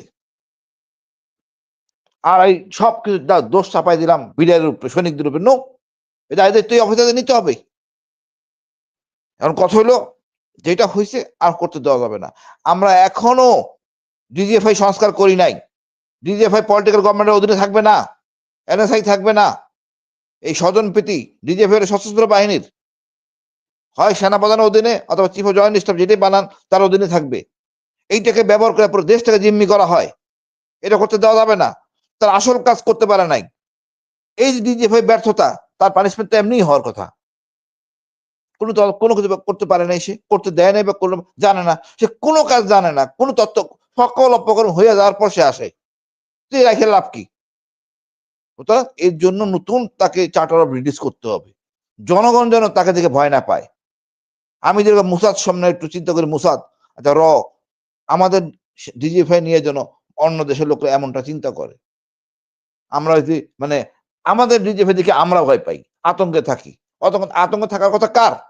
Same to NIC. এত গোয়েন্দা রাখেন, আমি জানি না ওই আমি দুঃখ লাগে এত রিসোর্স আমাদের বাঙালি, কিন্তু আমরা এদেরকে অন্য কাজে ব্যবহার করি। আমাদের আসলে মূল সমস্যা হল রাজনীতিবিদ। আমরা ভালো রাজনীতিবিদ চাই। এতে যদি জামাত আসে, জামাত আসবে। ওই চোখে চোখ রেখে যে কথা বলতে পারবে ভারতের সাথে, সেই আসবে, অন্য কোনো লোক না। অন্য কোনো বাটপার চাই না আমরা। 54 বছর দেখছি আমরা। আমরা দেশের জন্য জীবন দিতে প্রস্তুত। মূলত ভারত আমাদের শত্রু, তার জন্য। কিন্তু আমাদের রাজনীতিবিদরা ভারত প্রেমে আসক্ত। এই রাজনীতিবিদ আমার দরকার নাই। এই শহীদ জিয়া সময়টুক ছাড়া বাকি সবটাই ছিল গড়বড়ে। মইনুল আহমেদ সমস্যা হয়েছে স্যার, ধরেন ওই যে বললাম যে যখন ব্যক্তি স্বার্থ চলে আসবে, ধরেন আমি ভারতের হয়ে কাজ এই যে কর্নেল মুজিব, আমি যতটুকু জানি, আপনারা আমাকে কারেকশন করেন ভুল করলে, কর্নেল মুজিব এই পুরো ঘটনাটা জানতো। কর্নেল মুজিব এইটা জানতো যে জেনারেল শাকিলকে মেরে ফেলা হবে, কিন্তু তাকে যে মেরে ফেলা হবে সেটা সে জানতো না। কিন্তু আর্মিরা তো তাদের উইটনেস রাখবে না। মুজিবকেও মারা হয়েছে। সো এই যে আর্মিরা ব্যক্তি যেই স্বার্থের জন্য তারা এই দেশের যে বড় ক্ষতি করছে, এবং তাদের ভেতরে যদি লোভ এবং নারী হানি ট্র্যাপ, মানি ট্র্যাপ এইসবে যদি তারা পড়ে, সেক্ষেত্রে আমার এই দেশ করবে না। Brigadier general ATM Ziaul Hasan sir যে কথাটা বলেছেন স্যার, যে আমরা সেনাবাহিনীর সবার বিরুদ্ধে কখনোই কথা বলবো না। অবশ্যই আমরা কখনো বলিও না। প্রতিটা প্রোগ্রামের ভেতরেই আমরা কোনো না কোনো জায়গায় বলে থাকি যে এই সেনাবাহিনী আমাদের সার্বভৌমত্বের প্রতীক। এই সেনাবাহিনী যদি দুর্বল হয়ে যায় তাহলে এই দেশ টেকবে না। এই সেনাবাহিনীকে ঠিক হইতে হবে, আমরা সেটাই চাই স্যার। আপনার সাথে আজকে যদি তর্ক করতে চাইতাম, অনেক তর্ক করা যাইত। সবচাইতে বড় তর্ক যেটা করা যায় স্যার, যে আপনি সেনাবাহিনী, আপনার সেনাবাহিনীর ক্যান্টনমেন্টের ভেতরে আপনার সেনাবাহিনীকে গুম করা হয়েছে। সেই সেনাবাহিনীর অনেককে তো পাওয়াও যায় নাই। সেনাবাহিনীর অনেকে দেশ ছাড়তে বাধ্য হয়েছে। যেই তাপস এই হত্যাকাণ্ডের সাথে জড়িত, সেই তাপসের উপরে গ্রেনেড হামলার আরেক নাটক সাজিয়ে সেনাবাহিনীর ৫ জন কমান্ডোকে আপনারা বাংলাদেশ থেকে বের করে দিয়েছেন। আজ পর্যন্ত না, সে এগুলি অফিসারদের তো শোনেন, এগুলি কিন্তু সব তদন্তে আসছে, এই কমিশন বের করেছে, এবং এটা যে রিকমেন্ডেশন করেছে আমি মনে করি এটা একটা খুবই ভালো কাজ হয়েছে। এবং আমি কখনোই ওই ৫ জন অফিসার, আমি তাদেরকে খুব কাছে থেকে দেখছি, আমি তাদের সাথে আমার personal before they were involve, এই ৫টা অফিসারই ছিল ইন্টারোগেশন টিমে, এবং তারা মানে খুব দ্রুত তথ্য বের করতে পারতো, এবং বের করে এই যে তাদের যে এই যে কর্মস্পৃহা এবং তাদের যে তৎপরতায়, এটাই তাদের জন্য কাল হয়ে গেছে, এবং এটাই তাদেরকে আলটিমেটলি টার্গেটে পরিণত করছে। অথচ এই অফিসারগুলি কিন্তু দিন রাত পরিশ্রম করে কিন্তু তারা সত্যিকার তথ্য বের করে ফেলছিল, এবং তারা বের করে ফেলেছিল যে কোন কোন পলিটিশিয়ানসরা এর মধ্যে ইনভলভ ছিল। এবং আমি মনে করি যে এখন প্রথম ইমিডিয়েটলি যে কাজটা করা উচিত, এটা এখন দেশবাসীর কাছে পরিষ্কার এবং সমস্ত সশস্ত্র বাহিনীর সমস্ত সদস্যের কাছে পরিষ্কার, আওয়ামী লীগ নামে যে রাজনৈতিক দল, এটা হলো সশস্ত্র বাহিনীর শত্রু। একটা রাজনৈতিক দল যদি একটা দেশের সার্বভৌমত্বের প্রতীকের প্রতি শত্রুতা থাকে, সেই দল কখনো রাজনীতি করার অধিকার রাখে না। এটাই হওয়া উচিত আমাদের প্রথম দাবি। আমি মনে করি সমস্ত ৩ জন যে কর্মরত বাহিনী প্রধান আছে, তারা তাদের বিবেকের কাছে প্রশ্ন করুক যে আওয়ামী লীগ যদি এই কাজ করে থাকে, তাহলে তাদের সম্মিলিত দাবি সরকার প্রধানের কাছে যাওয়া উচিত যে ইমিডিয়েটলি অর্ডিন্যান্স জারি করে এটা বন্ধ করেন এই দলকে। আর আমি মনে করি অবসরপ্রাপ্ত যারা আছে, আমরা সবাই একত্রিত ভাবে আদালতের দ্বারস্থ হয় এবং তাকে আইনগতভাবে সারা জীবনের জন্য, নাজিরা যদি সারা পৃথিবীতে নিষিদ্ধ হয়ে থাকে, আওয়ামী লীগ যে কাজ করেছে কোনো অংশে নাজিরের থেকে কম না। এবং তারা যে কাজটা করেছে, এইভাবে মানুষ হত্যা করে সাধারণ অফিসারদেরকে বিভিন্ন রকম ঘুষ দিছে, এই গাড়ির ইনস্টলমেন্টে দেওয়া, প্লট দেওয়া। ভাই, প্লট আমার দরকার নাই। এই প্লট ছাড়া এই দুই বাহিনীকে যদি আমরা যদি প্লটের লালচাই বাহিনীদের ডিস্ট্রাকশন চাই, তাহলে আমরা we don't deserve to be part of the military force. জি স্যার, আপনার শেষ বক্তব্যের সাথে যদি এবং আমি মনে করি এটা একটা ইমিডিয়েট দাবি দেওয়া উচিত যে কমিশনের রিপোর্ট বের হয়েছে, এইটার বাকিদের বিরুদ্ধে আইনগত পদক্ষেপ নিয়ে তারা আইনের সাথে যুদ্ধ করুক, করে যদি তারা নিজেদেরকে নির্দোষ প্রমাণ করতে পারে ভালো। কিন্তু আমি জানি যে কমিশনের কাছে যে তথ্য উপাত্ত তারা উপস্থাপন করেছে, যে সাক্ষ্য প্রমাণ তাদের যারা ইনভলভ ছিল এই হত্যাকাণ্ডে সহায়তা করেছে, নিজেদের ভাইদের জীবন বিপন্ন করেছে, তাদের জন্য পানিশমেন্ট ইজ মাস্ট। তাছাড়া এই ৭৪টা হত্যা, এই যে লাশের প্রতিবাদ, এই সমস্ত এদের আত্মত্যাগ এবং এই সমস্ত পরিবারের কাছে আমাদের মুখ দেখানোর কোনো সুযোগ নাই। এবং আমি জি ভাই বিডিআর মারা গেল, আপনি দেখেন এরপরে আমাদের একটা অফিসারকে মেজর জাহিদকে আমাদের রূপনগরে হ্যান্ডকাপ লাগে পুলিশ মারছে, ভাবে কি 1 বছরের বাচ্চা সহ জেলে পাঠিয়ে দিছে। সেনাপ্রধান ছিলেন না, ডিজি ভাই ছিলেন না, আমি সব কটা বলবো কুকুরের বাচ্চা এগুলি। ওখানে জেনারেল বেলাল আর আকবর ছিল সম্মানিত সম্মানিত, মানে এরা কতটা জানোয়ার হইতে পারে একটা মেজর পোস্ট করা যাই, মানে এদেরকে সাইজ করার সময় হয়েছে। এই সেনাবাহিনীর জানাদের দরকার নাই, আমরা নতুন সেনাবাহিনী বানাবো, ইনশাল্লাহ করতে পারবো। আমাদের সেনাবাহিনী নারী নিয়ে, যে নারী আর টাকা এই দুইটাকে আমরা ঘৃণা করতাম, কারণ সেনাপ্রধান যদি নারীর কাজ করে এক কোথায় যাবে দেশ। যেটা বলতে চাই যে সেনাবাহিনীর কথা যেটা স্যার বলেছেন যে আওয়ামী লীগ সবসময় সেনাবাহিনীর শত্রু, কিন্তু আমি যদি আমাকে বলতে বলেন মুখ খুলে, তাহলে আমি বলবো যে বর্তমানে আর্মি ইটসেলফ আওয়ামী লীগ। কারণ এই আর্মি এই 5 আগস্টের পরে সব আওয়ামী লীগের শেষ করি আপনি একটু বলেন স্যার, আপনাকে একটু বলতে দিয়ে আমি বলবো, জানি আমি এটা এগ্রি করতে রাজি। আচ্ছা ঠিক আছে, বলেন আপনি। বলি স্যার, এই আওয়ামী লীগকে আপনারা ক্যান্টনমেন্টে রেখে পালিয়ে যাওয়ার সুযোগ দিয়েছেন। এই আর্মি তার বিমান বাহিনীর বাংলাদেশের মানুষের ট্যাক্সের টাকার তেল পুড়িয়ে তারপরে সেখানে রেখে এসেছে শেখ হাসিনাকে। এই আর্মি গত 3 দিন আগে আপনাদের যে পাসিং আউট ছিল, সেই পাসিং আউটে একজন খুনি মেজর জেনারেল এই হামিদ, যিনি কিনা আপনার ডিজিএফআই ছিলেন, মহাপরিচালক ছিলেন, তার ছেলে gold medallist, sword of honour তাকে দেওয়া হয়েছে। এবং শোর্ড অফ অনার এবং গোল্ড মেডেল এগুলো কোন কোন প্রেক্ষিতে কোন কোন ক্যাটাগরিতে দেওয়া হয় সেগুলো আপনারা খুব ভালো করে জানেন। সেখানে তার বাবা মার পাশে থাকার কথা ছিল। জেনারেল ওয়াকার এক পাশে, আমি সেই অনুষ্ঠানে উপস্থিত থাকা একজনের তথ্য বলছি আপনাদেরকে, আপনারা আমাকে কারেকশন করেন ভুল বললে। এক পাশে জেনারেল ওয়াকার ছিল, এক পাশে জেনারেল ওয়াকারের বউ ছিল, থেকে হামিদের ছেলেকে র্যাঙ্ক পরিয়ে দিয়েছেন। সো এখন আপনি যদি বলেন যে না ভাই না আমাদের আর্মি এখনো আওয়ামী লীগ, আমি একটু ডিফেন্ড করি, আর্মি আওয়ামী লীগ হবে নাকি আওয়ামী লীগ আর্মি মুক্ত হবে সেটা আপনারা ডিফাইন করেন, সেটা আপনারা ঠিক করেন। দুইটার একটা হইতে হবে, না হইলে এই দেশ যদি আওয়ামী লীগ আর আর্মি যদি নাকি একাকার হয়ে যায়, তাহলে এই দেশ কোনোদিনও ভারত মুক্ত হইতে পারবে না। আচ্ছা, আমি আপনাকে তাহলে এখন একটা কথা বলি, সেটা হলো army is not Awami League. আর এই যে আপনি যে উদাহরণটা দিলেন, সেনাবাহিনী প্রধান তার র্যাঙ্ক পরিয়ে দিয়েছে, সোর্ড অফ অনার যে পাবে তার র্যাঙ্কটা সেনাবাহিনী প্রধানই পড়ায়, সেটা যা হামিদ হোক আর এক্স হোক আর ওয়াই হোক। বউকে পাশে, এটাই কিন্তু এখানকার, এটাই হলো ওখানে রীতি, এটাই হলো রীতি। বউকে আরেক পাশে, হ্যাঁ, তার একজন ব্যক্তিলি বাবা মা থাকার কথা, কিন্তু যেহেতু বাবা মা সোর্ড অফ অনার শুধুমাত্র হিসেবে তারা সেখানে অভিভাবক হয়েছেন ওয়াকার আর ওয়াকারের বউ, তার না অভিভাবক হওয়া না, এটা হলো সোর্ড অফ অনারের র্যাঙ্কটা সেনাপ্রধান বা চিফ গেস্টই পড়ায়। চিফ গেস্ট, এটা সেনাপ্রধানের ব্যাপার না, এটা চিফ গেস্ট। এটা যদি এয়ার চিফ থাকতো তাহলে এয়ার চিফ। এরকম আমরা দেখেছি যে আর্মির পাসিং আউটে এয়ার চিফ আসছে বা নেভাল চিফ আসছে, নেভির পাসিং আউটে army chief guest, chief guest. এটা এখানে সেনাপ্রধানের ব্যাপার না। আরেকটা ব্যাপার, সেনাবাহিনীকে আমি একটু বলি, সেনাবাহিনী আওয়ামী লীগ না, ফর শিওর। আমি আপনাকে একটা গ্যারান্টি দিয়ে বলতে পারি, দেয়ার কুড বি, এরকম প্রত্যেকটা মানুষেরই কিন্তু একটা তার রাজনৈতিক বিশ্বাস থাকতে পারে। মিলিটারিতে গেলে প্রথম কথা হলো ওই রাজনৈতিক বিশ্বাসটা তার বাক্সবন্দি করে ফেলার কথা। এটা যদি সে না করে, দ্যাট ইজ দি মিসকন্ডাক্ট, এবং এটার জন্য তার বিরুদ্ধে শাস্তিমূলক ব্যবস্থা নেওয়া যায়, শৃঙ্খলাজনিত ব্যবস্থা নেওয়া যায় তার বিরুদ্ধে। But that does not mean that সেনাবাহিনী ইজ আওয়ামী লীগ। সেনাবাহিনী যা ছিল তাই আছে। আওয়ামী লীগের সহকারী বলা যাবে স্যার? না, সহকারীও আমরা বলবো না। সেনাবাহিনী একজন ছাত্র নেতাকে সেনাপ্রধান ডাক দিয়ে নিয়ে বললো যে আমরা একটা রিফাইন আওয়ামী লীগ চাই, কারণ কি স্যার? ওনারা তো আওয়ামী লীগের এটা নাগরিক নীতি কেন?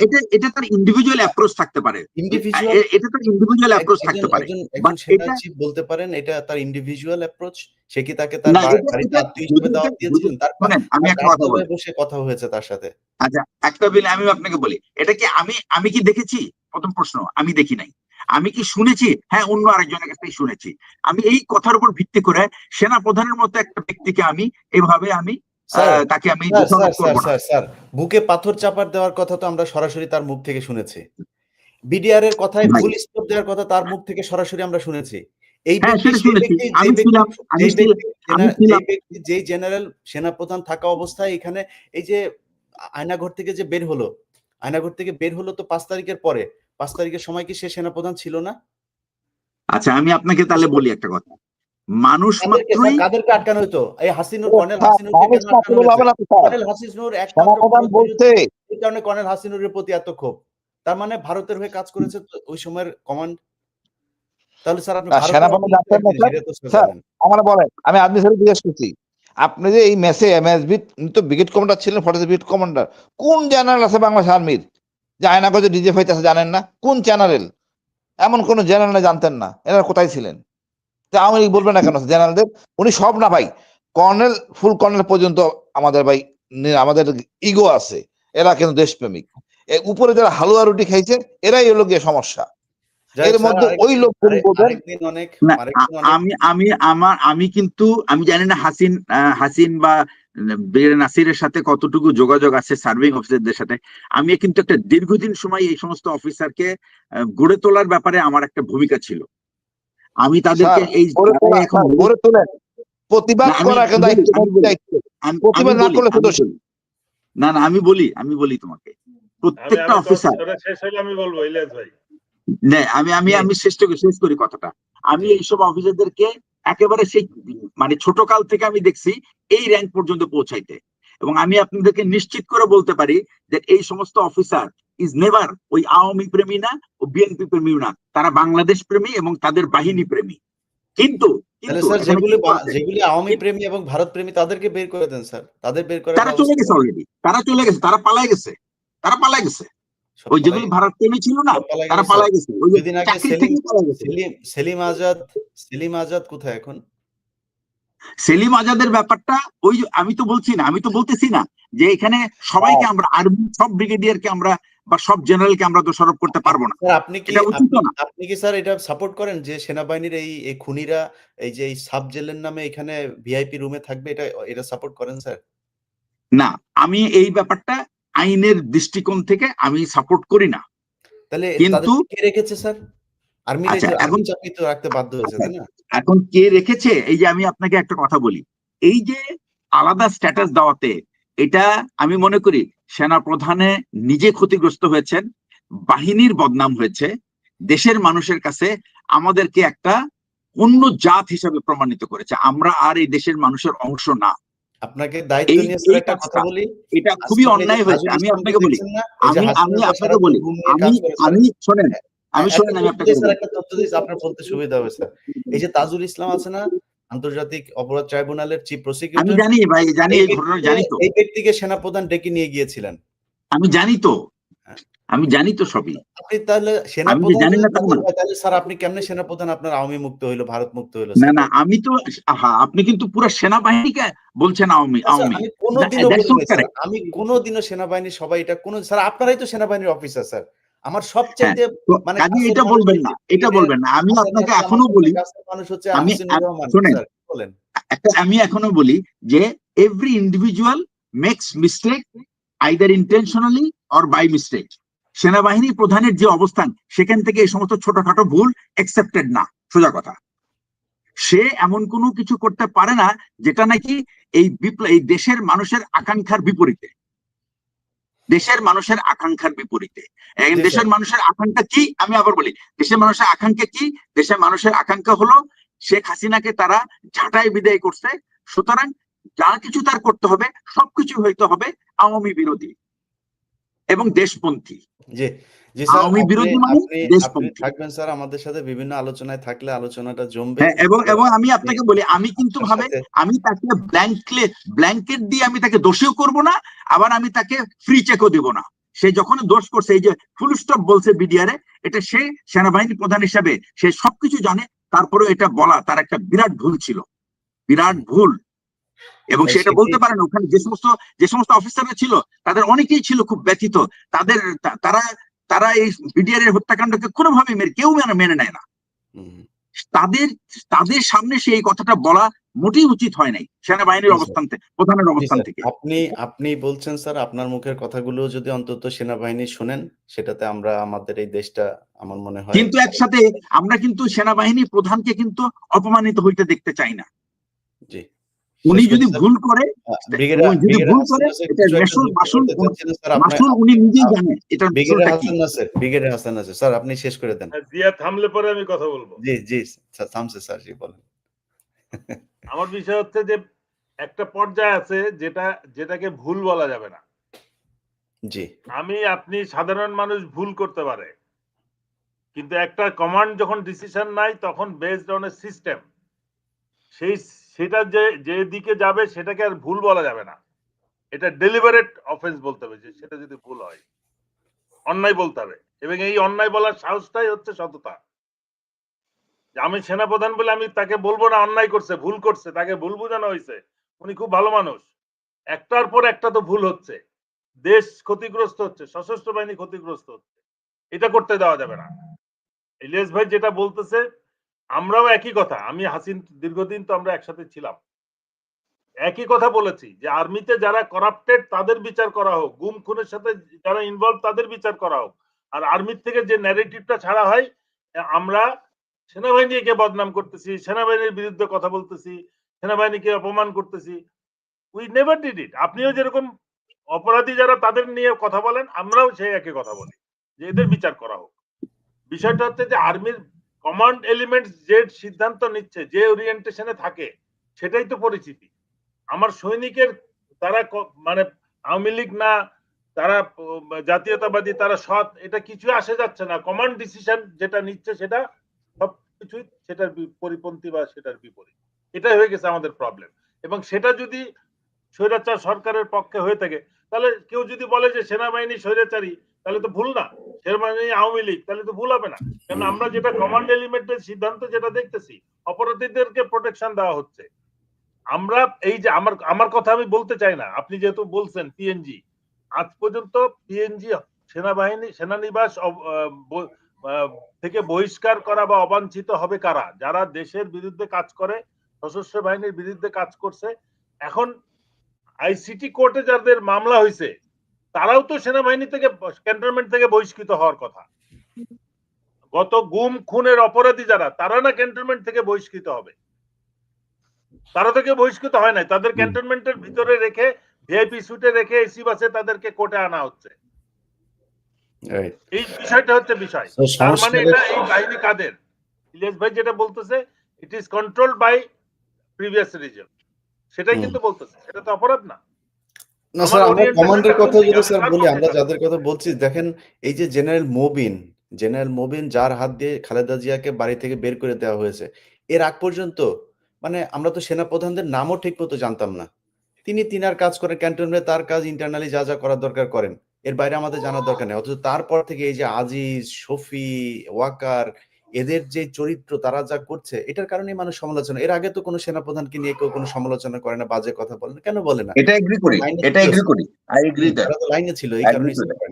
যাই হোক স্যার, আজকে আলোচনাটা আরো একটু লম্বা হলে ভালো হতো। আমি একটু ইলিয়াস ভাই আমার এক মিনিট প্লিজ স্যার। জি ভাই, আমরা ৭১ চেতনা নিয়ে যখন বলি রাজাকারকে নেতিবাচক ভাবে ধরি, আওয়ামী লীগটাকে নেতিবাচক ধরতে হবে। এটা মানে হলো গিয়া জঘন্যতম খারাপ ধর্ষক অনৈতিক যত কর্মকাণ্ড আছে সেটা মানে আওয়ামী লীগ। এই নিয়ে এই দেশে আওয়ামী লীগ সব থাকবে। রহমান বীর প্রতীক স্যার, আপনি এই বিষয়গুলো নিয়ে অনুসন্ধান করেছেন, আপনি নিজে জানেন। আপনার একটা বক্তব্য আমরা কত এক অনুষ্ঠানে চালিয়েছি, বাংলা এডিশনের যে ইয়েদের নিয়ে, বীরাঙ্গনা নিয়ে।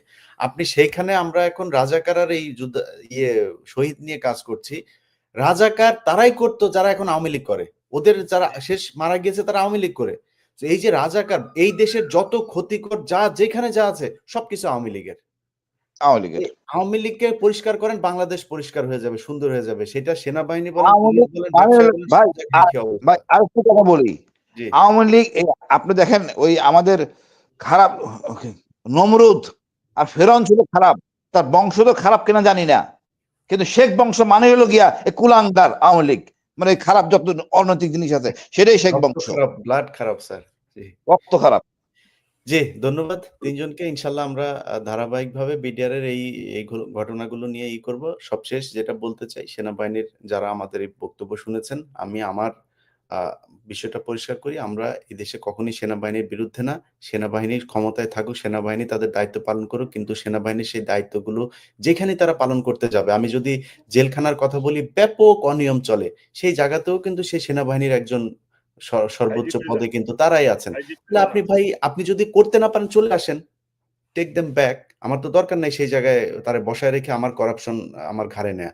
সো আমি এটাই বলতে চেয়েছি যে সেনাবাহিনী তাদের দুর্নীতিমুক্ত অফিসারদেরকে নিয়ে একটা সুন্দর সেনাবাহিনী হবে। আপনাদের কাছে আমাদের এই দেশের দায়িত্ব, আপনারা যদি নাকি মানে দায়িত্ব পালন করতে না পারেন, আমরা সারাদিন কথা বলে এই দেশকে আমরা ঠিক রাখতে পারবো না। সো আপনাদের প্রতি আমাদের সেই ভালোবাসা, সম্মান সবকিছু আছে, যেন থাকে সেই ব্যবস্থা করবেন। সবাই ভালো থাকবেন। আল্লাহ হাফেজ।